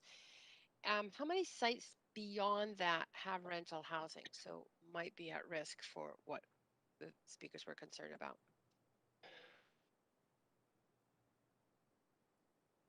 Do we know? Hi, Councillor Carr. This is Sarah. Just trying to dig up that number for you.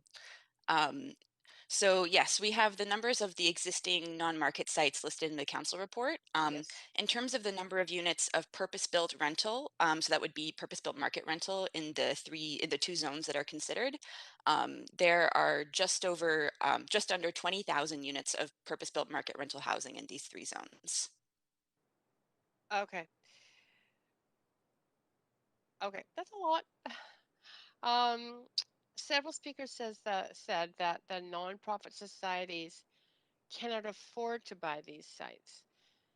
So if that's the case, would these sites be bought out by someone else, or who might buy them? And if so, they still, under this zoning, would have to deliver social housing, right? That's correct. Anyone trying to pursue the 6-story, 100% social housing allowances would need to be a nonprofit delivering that 100% social housing. It's true that anyone could buy one of these sites, but they would be constrained by their respective allowances, either under zoning or via a rezoning. Okay, good. All right. The idea was raised by one of the speakers around bringing in a fast-track rezoning process like the SHORT program for all social housing. Isn't social housing currently eligible, all social housing eligible for the SHORT program?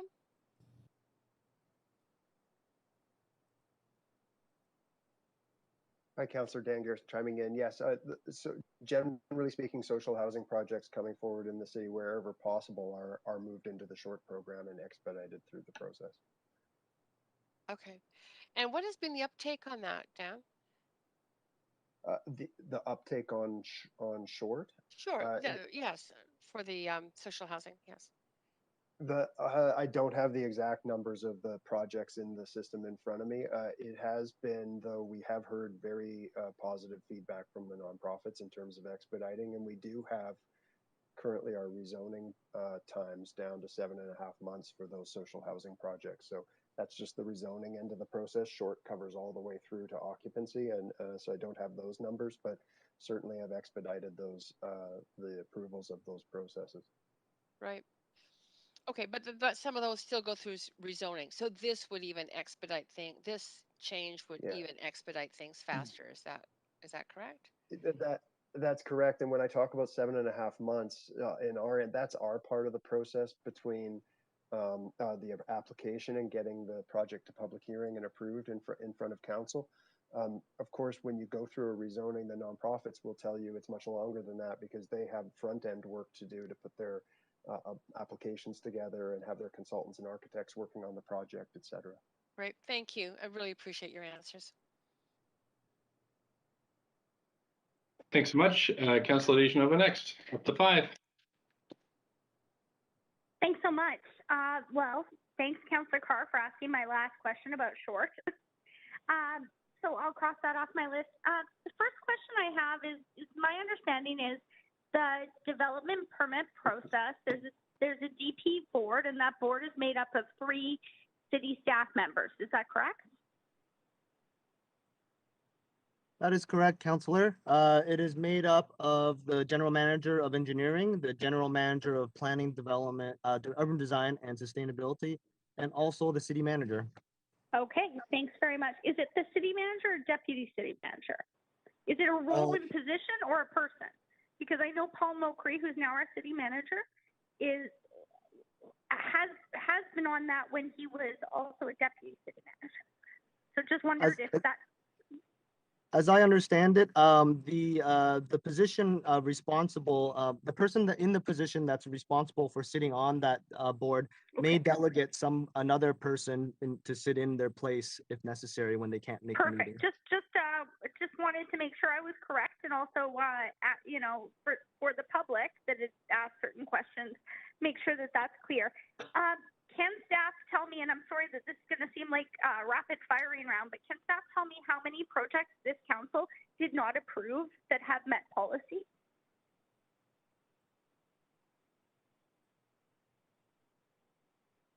That would meet these same definitions as affordable rental social housing?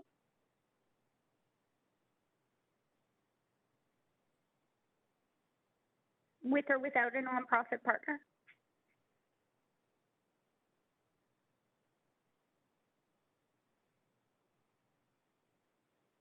Counselor, this is Teresa O'Donnell, and staff is all kind of jabbering one another to try to get an answer to your question, but I don't believe there are any. I'm happy to have an answer at a later time. I appreciate that. I'm sorry to throw that out there. Just wondering also, I mean, this really would delegate some authority to the DP board, is my understanding. Thanks so much to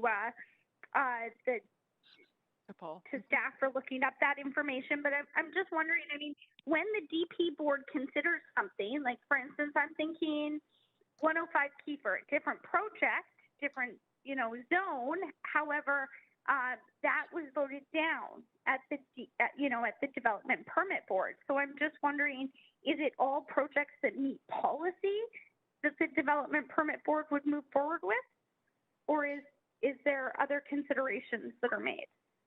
Yes, it is the projects that move that meet policy. We wouldn't take a project that didn't meet policy, and Paul is correct. If we sense there's a heightened public interest, we would always do it at DP board and allow for the public to be heard in person, remotely now. Then having just the director of planning approve those. Okay. And then I understand, like, 105 Kiefer was an example because with my understanding it met policy. That's why it was brought to council. And appreciate our acting director of planning, development, and sustainability. Sorry to put you on the spot. I understand you joined the city after that. But I understood that met policy. However, it did go to the development permit board. So I'm just wondering, you know, and at that time when it was at the development permit board, it was opposed by that board. So I'm just wondering if that was a unique situation or if we could see that happen again here.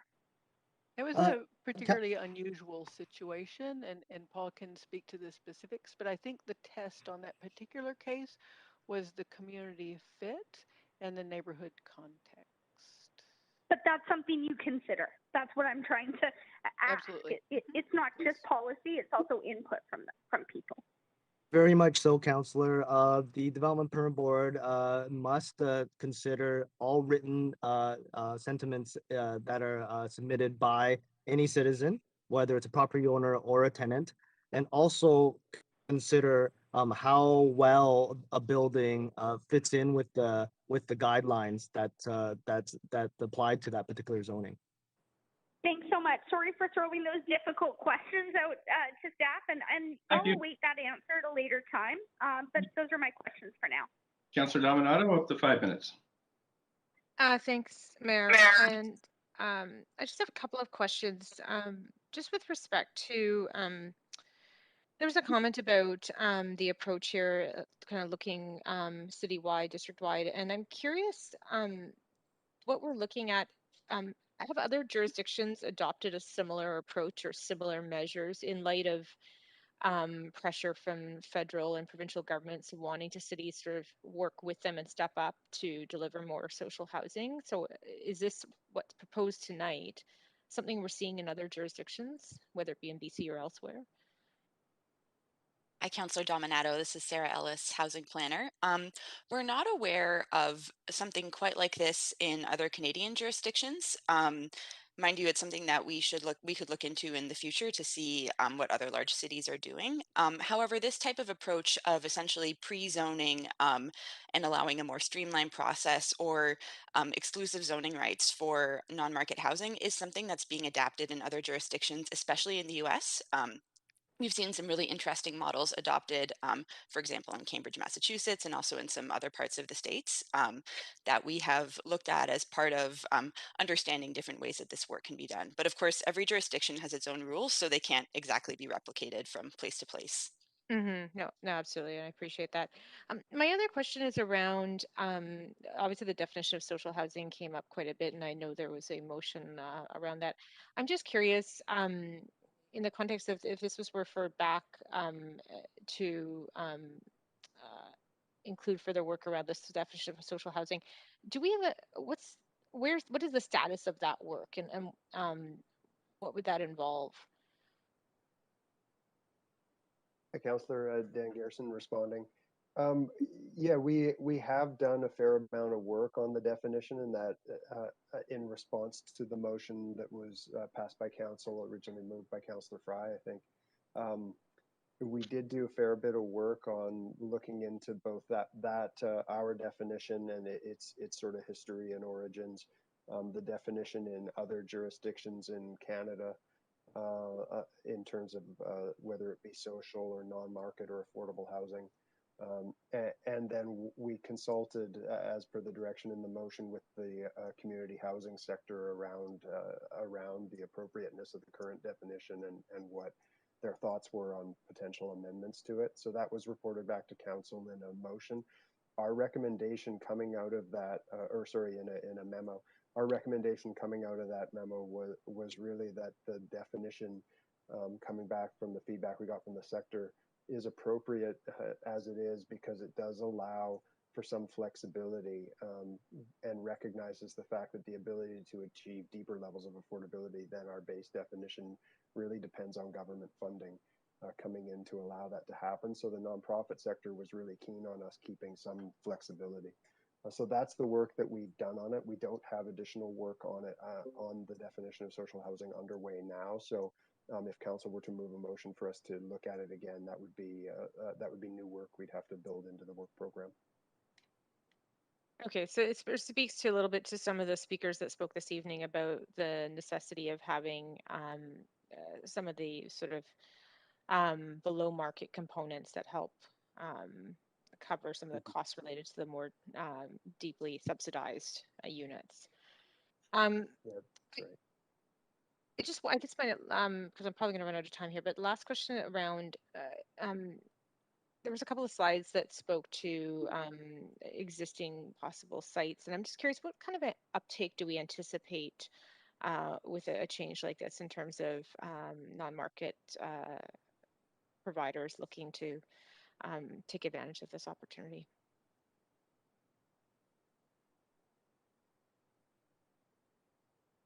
Councillor Dominato, this is Sarah again. So given the still some of the financial barriers to delivering new non-market housing and also the need to apply for competitive funding programs, we don't necessarily expect enormous uptake right off the bat. However, we do know of a handful, probably 4 to 5 applications currently in the pipeline that are holding off on applying for a rezoning because they anticipate that these amendments are going to go forward. And these do include some Indigenous-led sites as well. Okay, thanks for that. I'm not sure if I still have time for any more questions, but you are just I'm ready at 5. your Okay. 2 seconds. Yeah. Okay. Thank you. Okay. Councillor Fry, up to 5. Thanks, Mayor. And thanks, staff. And I'll preface my questions and stuff by, yes, acknowledging the issues I've had with the definition of social housing, and I fully appreciate the context as it's presented here. And for me, largely the definition of social housing is the semantics. And as we've seen from speakers to this, and as we saw from speakers to the K3 motion we had a couple of weeks ago, that definition is still not well understood by the public. And that has always been the crux of my concern around the use of the term social housing. That being said, I appreciate the context that it's being applied in this report and this public hearing, and I'm generally supportive of what is being proposed here. But just for clarification, as we are defining social housing in this context, it is housing that's owned for a not owned by a co-op, government, or a not-for-profit with at least 30% at Hills or less. That's correct, yeah? That's correct, yes. And Hills right now is $13.75 for a one-bedroom. That sounds right. Yeah, I don't have the numbers right in front of me, but that's. I think it's 55,000 a year is the income threshold. So, okay, so looking at that as the sort of benchmark of the affordability that we're talking about here, what do we have in the RM3 RM4 district right now as far as older affordable rental, like rents? Do we have a sense of what those rents on average are in some of these older RM3-4 buildings? Hi, Councillor Fry. This is Sarah, housing planner, Sarah Ellis, housing planner. So like I mentioned to Councillor Carr before, we know of about 20,000 units of purpose-built market rental housing in these zoning areas. And most of those, in fact, I'd hazard to say the vast majority of those were constructed prior to 1980 and are part of that more affordable existing market rental stock. We don't have rents on a building by building basis, but we do know that citywide from CMHC, that rents in these older buildings do tend to be around 40% less than new market rents. Which is to say they're all going to be basically below the hills. That sounds about right. They'd probably be around what we would see for new rents, that sort of basic hills level. Sure, and I appreciate that it costs money to build new, and it is what it is, and that's what we're dealing with, and obviously the land costs are significant as well. So I appreciate that staff have previously kind of articulated that yes, there's a gap in the TRPP when it comes to nonprofit. Like, we treat nonprofit housing tenants differently than market housing tenants, and that creates the potential for a significant upset to the fabric of that housing. Do we know how many nonprofit housing providers exist in the city of Vancouver? I raise this just because, and I have complete faith in what I heard from some of the speakers, but at the same time, we have a housing project in Chinatown where Chinese seniors are about to be displaced by a different not-for-profit housing provider through confusion and stuff. So I do worry that there are these gaps, and I'm just really nervous about that outcome, despite the assurances I've heard. Yeah, thanks, Councillor. And I don't have the exact number of nonprofits right in front of me, but I think the point that you're getting at is a correct point. There is a really large number of relatively small nonprofits in the city, and you're probably right to point out that most of the nonprofits that we've heard from during this process are some of the higher capacity nonprofits that we expect to see doing these projects and taking care of the tenants in the way that you heard described by those reps from those organizations. I think all we can really say is that the additional or option for nonprofit providers to deal with tenant relocation in a different way was an option that was added into the tenant relocation policy because we felt that nonprofits would be better situated to just work with their residents rather than having to compensate. If, however, there's a situation where it doesn't make sense to work with the residents in that way, we're going to expect compensation to be provided in the same way that we would expect that for a market developer. It's not nonprofits, we didn't introduce this option for nonprofits so that there was ever going to be a situation where neither of those two pathways was offered to tenants. So it's going to be part of the process through the development permit process. It already is part of the process through the development permit approval process to really ensure that the tenant relocation plans are implemented and that the existing residents are worked with in a respectful way. It's critically important to us, and we are well aware of how important that is to council. Thanks so much. Okay. Councillor Kirby-Young? Yeah, thanks, Mayor. I was actually, if there's no further questions from council, I was happy to move the recommendation. Yeah, I don't see anybody else on the list, so please go ahead. Boyle, happy to second. And Okay. I also have an amendment to propose, Mayor. I don't know if you'd like to move this to an amendment queue. You're on the queue now, but you put yourself on the queue then. So we're in the debate section of this council. Councillor Kirby-Young, go ahead. Thank you, Mayor. I have an amendment to propose, which I see our amazing clerks have on screen already. And this really follows from the discussion that took place tonight, and particularly from the one speaker that noted that an adjustment in the FSR, while it would not change the height of the buildings that is being proposed here, but it would enable additional floor space for more affordable housing. And so that's really the spirit of the amendment. So the text in red is the additional proposed language that would move from what's articulated in the report of a maximum 2.5 SFR up to a maximum of 3 in order to enable that additional affordability, because that's the crux, I think, of what we're trying to get at here. And I thought that that was a reasonable argument and option that council could undertake within sort of the construct and respecting the public hearing process. So that is the amendment, and that's the rationale for proposing it. Thanks. Do I have a seconder? Councillor Boyle. Thank you, Councillor Boyle. We're on the amendment queue now. Folks want to speak to this one?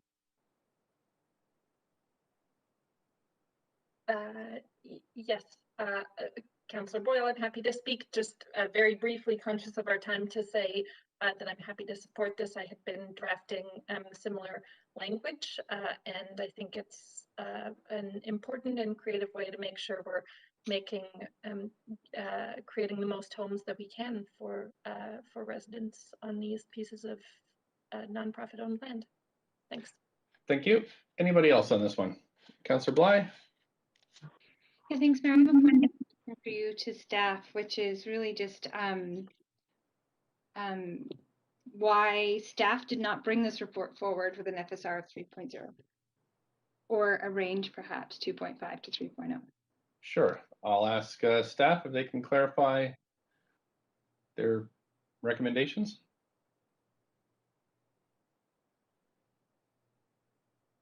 Through the mayor, will respond. Stan Garrison. We really saw this as a relatively quick amendment that was already supported in a number of plans. So rather than looking at maximizing the FSR that was available under the 6 stories, we were really looking at what was already approvable through rezoning in recently approved community plans. So we really went with an FSR that was at that basis. When we started hearing from speakers that they were interested in more, and we've heard from the nonprofit sector in the last couple of weeks that they were interested in more through this public hearing process. Staff had a quick look at that at the density and felt that it was possible to accommodate. Is that okay, Councillor Bly? Yeah, that's helpful. I just have one quick follow-up point of information is that it's possible to support, if this amendment passes, that affordability could be increased without compromising livability of units. Is that a question to staff? Yeah. Okay. Staff, any comments on that? Hi, Councillor. Through the mayor, I just wanted to kind of answer that that increase in FSR wouldn't compromise livability to the point where we would find it unacceptable. We would still expect all bedrooms to have windows to the outside at this point in time. And furthermore, we would be looking for a good amount of outdoor and indoor amenity space for each building. Okay. Can I, and I may, perhaps this can't be answered right away, but I'm just wondering, you know, you're saying, like, what I heard is the livability wouldn't be affected based on sort of general standards that staff would consider livable. Could you just remind me what that size of unit is on average at a 2.5 FSR? Well, the size of units would probably usually remain the same, regardless of it being 2.5 FSR or 3.0 FSR. What would happen if the 3.0 FSR was being entertained would be more units in total. The size of the units typically, if they are following BC Housing funding, would be relegated to BC Housing design guidelines, which have minimum sizes for 1 bedrooms, 2 bedrooms, 3-bedroom units, etc. Right. So for the public, can you explain how we wouldn't increase the height, but we would increase the FSR, but the units would not be smaller? So where does that space come from? If the FSR goes up, there's extra floor area that can be accommodated on the site, and that floor area typically would mean that there would be more units on each floor, for example. Whereas a 2.5 FSR building might be able to, say, just theoretically be able to accommodate 8 units on a floor. A 3 FSR building would be able to accommodate 10 units on a particular floor. Right. And is that by pushing out the envelope of the building, so reducing setbacks, for example? That's correct. Like I said, there would probably be a reduction in the front yard setback and the rear yard setback by about 4 feet. So it does push up against the property lines a little bit more. However, we think that that wouldn't be an undue kind of response to the public realm. Okay, that's helpful. Thank you very much. Okay, thank you. I don't see anybody else on the queue, so if we, I'll call a vote on this amendment. DeGenova, vote assist in favor, please. Okay. Clerks, please vote assist for Councillor DeGenova in favor. And I guess you would mark Councillor Weeb as declared a conflict. There we go. So council, that has passed with Councillor Hardwick in opposition. Okay, council, we're going back to the main queue. Councillor Kirby-Young, anything else on the amended main motion? No, I'll let other councillors go and I'll make comments later. Thanks, Mayor. Councillor Boyle. Thanks, Mayor. Just to clarify, we're speaking to the main amended recommendations. That's right. Great. I am very happy to support them. Appreciate all of the conversation and particularly the expertise that so many leaders from our community housing sector in the city provided from their immense experience in creating social housing across the city. I'll just be really brief to say it's clear that this is housing we need more of. And I appreciate staff being so clear that these proposals before us were intended to be pretty simple and modest recommendations. They read that way to me, and I am absolutely happy to support them. And also, it is clear to me, it's clear, as we heard from many other speakers, that we need to be much more ambitious than this as well. So again, I am very happy to support these recommendations before us today. I hope that they pass to create that additional space for social housing in these areas. And I will be giving notice at the next council meeting of a motion to go a step further in this same direction. Thank you, Councillor Boyle. Councillor Hardwick, up to 5 minutes. Thank you. Residents have the right to express their opinions through public hearings about what will be built outside of current zoning specifications. Council's job is then to hear all opinions and decide. That is the democratic process that this city has observed, and in my way of looking at things should continue to observe. Sidestepping democracy is very concerning, because then we suggest that no opinion should be heard except for the ones that we agree with. And I have a fundamental problem with that. The definition of social housing continues to be a problem. We've gone at this at length now. I don't think there is a satisfactory definition that the public can wrap their heads around yet. And you know, suggesting that that's new work for staff, I find that a bit of a bitter pill. We really need to determine what our definitions are going forward if we're expecting the public the ones that vote in elections and pay our salaries think, then we should be making sure that what we're putting forward is understood and supported by the public. This change is, everybody wants to see social housing. Everybody supports and knows that there is need for that. I am still concerned broadly, as this is justified under the Housing Vancouver strategy, which I consider a fundamentally flawed policy and series of policies. But ultimately, what we're saying here is that this definition of social housing is able to jump the queue of the regular rezoning process. It sidesteps democratic processes, and pointing to other cities in the United States as justification for this does really push us back to considering what one of the speakers suggested was that this really is an existential threat to us going forward. This is, really, I was impressed by the breadth of speakers that came. Yes, obviously the people in the social housing arena and industry are there, and their expertise is appreciated. But I was struck about the range of responses, including Bill Thielman, for example, coming to speak and suggesting that we should be looking at this in the context of the Broadway plan and in the larger Vancouver plan.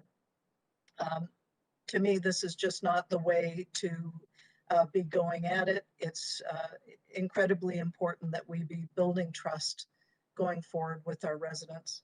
So I may be alone in this, but I think it's really important that we be representing the people that elected us. And if that's not going to happen, we're going to see more and more of these ways of sidestepping our democratic process. I hope that council will give some serious thought to that going forward. Thank you. Councillor Swanson. Yeah, I remember a while back we got an update on the Vancouver plan and the consultations around the Vancouver plan, and the results of that consultation were that the three biggest challenges facing folks in Vancouver were, number one, housing affordability, number two, visibility of people struggling on the streets, number three, homelessness. In other words, they were all housing. We got elected, all of us, basically saying that we wanted to get housing to be more affordable in this city. And that's what this proposal attempts to do in a very small way. I was worried about the possibility that this amendment would destroy existing affordable rental market or non-market. But I've asked questions about it, and I'm satisfied that we'll be getting more, not less, affordability with this amendment. The nonprofits will build on their own land because it's too expensive to buy new land. The nonprofits will try to get affordability beyond the 70% that they're legally required. We have guidelines to push them in that direction. We even have the CHIP program to help them create more affordability. It's really important to get more housing out of the speculative market so it's not continually wheeled and dealed to make more profits. And hopefully by making it easier for nonprofits to build housing, we can do this. About the definition of social housing, I don't like it either. It seems to be foisted on us by BC Housing, but it's housing that's owned by a government or nonprofit, where a minimum is at the housing income limits or basically affordable to someone earning 30 to 80K. But we've heard some nonprofit providers say that they try to get more affordability, so lower income people can rent the units. The city gives grants for this, the province gives grants for this. The mission of the nonprofit providers is affordability. And we heard one woman from the Community Land Trust say that they try for 20% at shelter rate, which is $375 a month, which is very low, 50% at Hills, and 30% at Market. I'd like it if we could get more affordability, but this is what we're stuck with. And I hope we can get some more social housing with this rezoning. The last thing I want to say is if we really wanted to save affordability in the existing market rental houses, we'd get vacancy control. Because right now, every time anyone moves out of a lower rent market rental, the rent goes up to market rent. And unless we get vacancy control, we're going to lose tens of thousands of affordable units, just the fact that we don't have it. So I'm hoping that a next step that we can take, if the province won't give us vacancy control, that we can legislate it as a city. And I know we're supposed to be getting a report on that later in the summer, and I hope we can do it. Okay, that's it for me. Thank you, Council. We're at 9:37. Scheduled to stop at 10. With Councillor Carr, up to 5 minutes. Thank you. Mayor, first of all, may I just thank staff for their work on this and thank everybody who came to speak. Your input is incredibly important to me. Unlike at least one other councillor who has mentioned that they didn't think that we were hearing from the public, I believe we have heard from the public. Staff reported out that that we did do survey work, 77% of which supported this proposal. Our seniors and renters advisory committees have both indicated their support for this proposal. Of the speakers we heard over the last two sessions on this, 16 of those speakers support this proposal, 8 don't. So that's double the number in support. This is really about addressing the key problem in Vancouver, which is housing affordability and the affordability emergency that is only increasing. Land value inflation contributes to this crisis. This change deflates land value, and I think that's a step in the right direction. The staff have indicated that in these zones, RM3A, RM4, there's about 1/3 of the nonprofit social housing of the city. This relatively modest amendment, I'm quoting our staff, Dan Garrison, assists with current nonprofit and co-op renewals. And I think that's awesome. Our social housing is aging, and by the nonprofits and co-ops who own that housing, redeveloping it will not lead to displacement. So they have that commitment, and we see their efforts to not only not displace, but ensure rents are maintained. And this process enables a faster approval for redevelopment that will save money, and that we have heard from the nonprofits will improve the affordability because they plow any money they save back into increasing that affordability.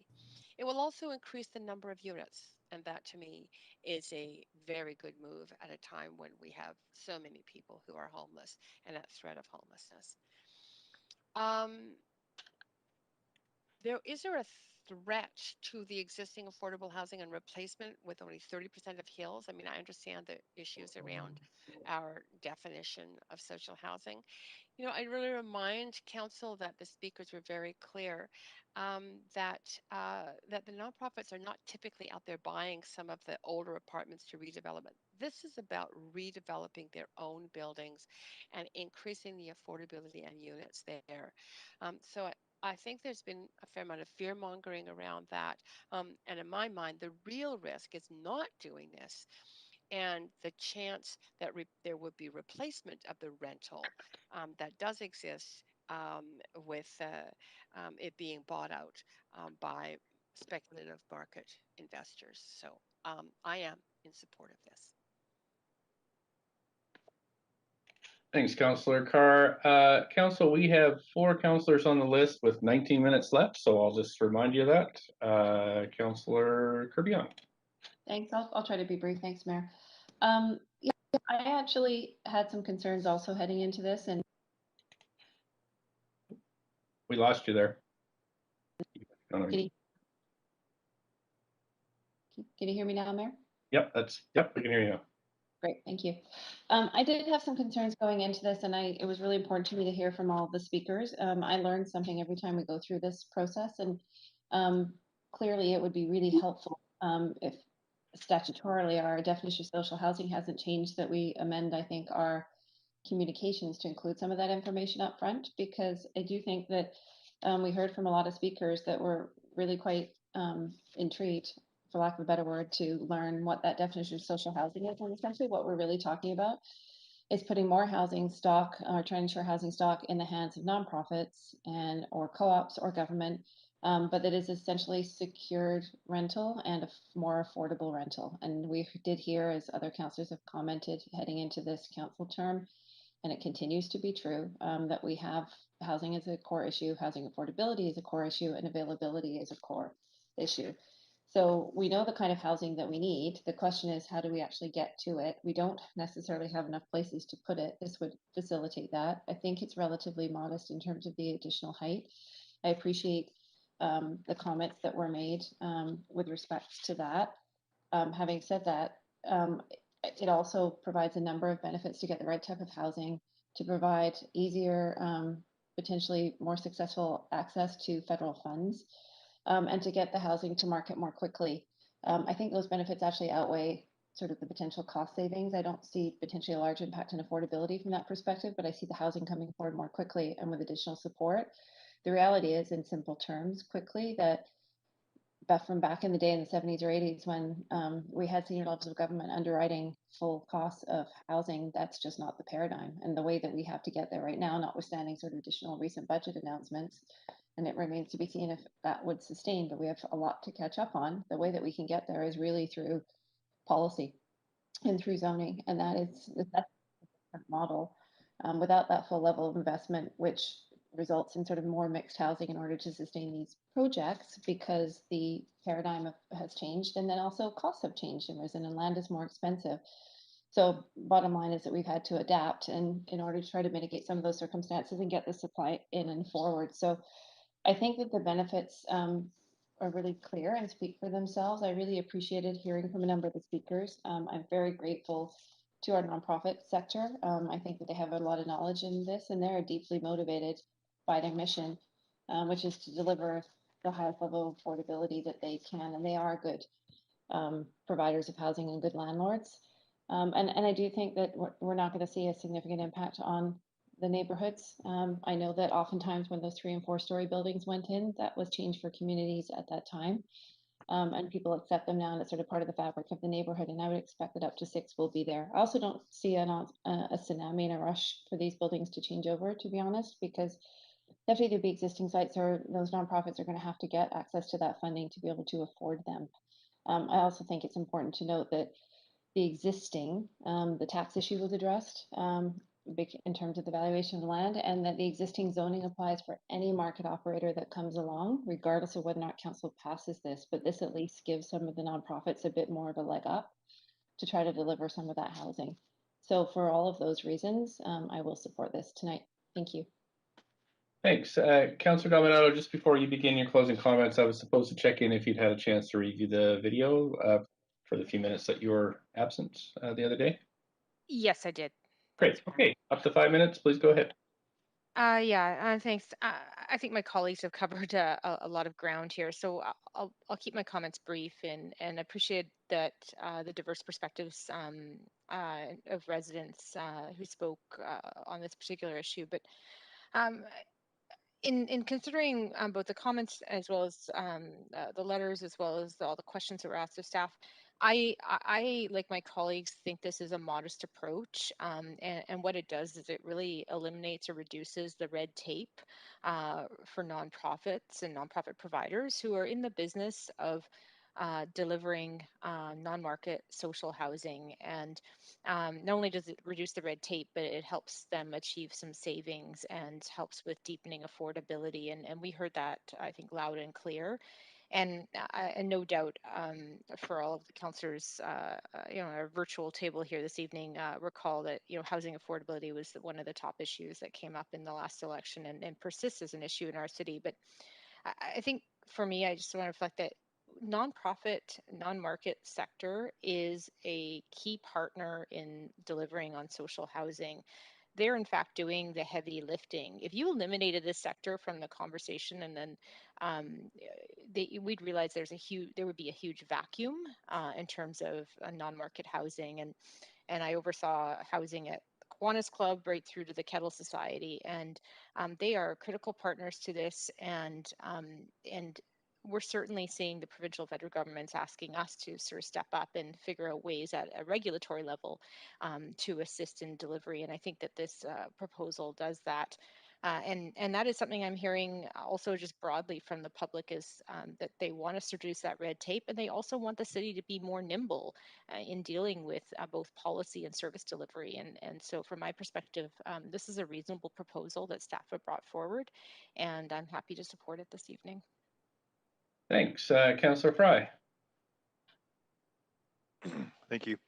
Yeah, I appreciate the various speakers that came to talk to this item, and I agree with my colleagues that this is a very modest proposal, and I think it's an efficiency that's going to yield results, and I mean, save significant time and cost off the development of new affordable housing for the not-for-profit sector. So I'm supportive of this from a pure efficiency point of view. And I appreciate that we had some real high caliber not-for-profit housing providers come and speak to us. But I also appreciate that not all housing providers, non-profit housing providers, are created equal. And we are potentially opening up a playing field that may have unintended consequences when we consider that the bare minimum of affordability that's outlined here is currently, under the current Hills rate, the housing income limits for 2021 is $1,375 for one bedroom or bachelor. And by the time these are built, the Hills rate could be significantly higher. And when we consider what these legacy rental units may well be costing the tenants today, it stands to reason that they're going to be higher. And I, you know, as we were going through this, I perused the real estate page, and I found a perfectly lovely little apartment building in an RM3A on a 50-foot by 130-foot lot for sale for $3,300,000, which seems, I hate to say, seems reasonably affordable for a not-for-profit to pick up if they were to develop that to a significant density that we're proposing today. So I do want to highlight that there is the potentiality, and I appreciate Dan Garrison reflecting back that they are alive to this, and that they will be, you know, addressing it through our tenant protection and policies. I don't see it articulated in the actual policy, so I will be bringing forward at a later date some kind of motion to actually really re-examine some of the TRPP to ensure that we are protecting a lot of those existing tenants who may find themselves in a very dreadful loophole when not-for-profits purchase their low-end market building and they suddenly find themselves without the same level of protections that they would have had when it was owned by a mom and pop landlord. So I think it's also about, well, we're trying to achieve this great fairness for the not-for-profit sector. We all, and future tenants, we also want to ensure fairness for the existing tenants, many of whom have been in their homes for, you know, possibly decades. And we want to ensure that we're not unreasonably impacting those folks as well. So that is something that I'm going to continue working on. But in the meantime, I will be supporting this proposal as amended. Thanks. That's it for council speakers. I'll just quickly say I completely support this. Thanks, staff, for bringing it forward. Thank all the speakers. And it isn't the absolute home run that we all need, but I do think that it is a significant step forward. So thanks again for everybody who participated. And now I'll call a vote.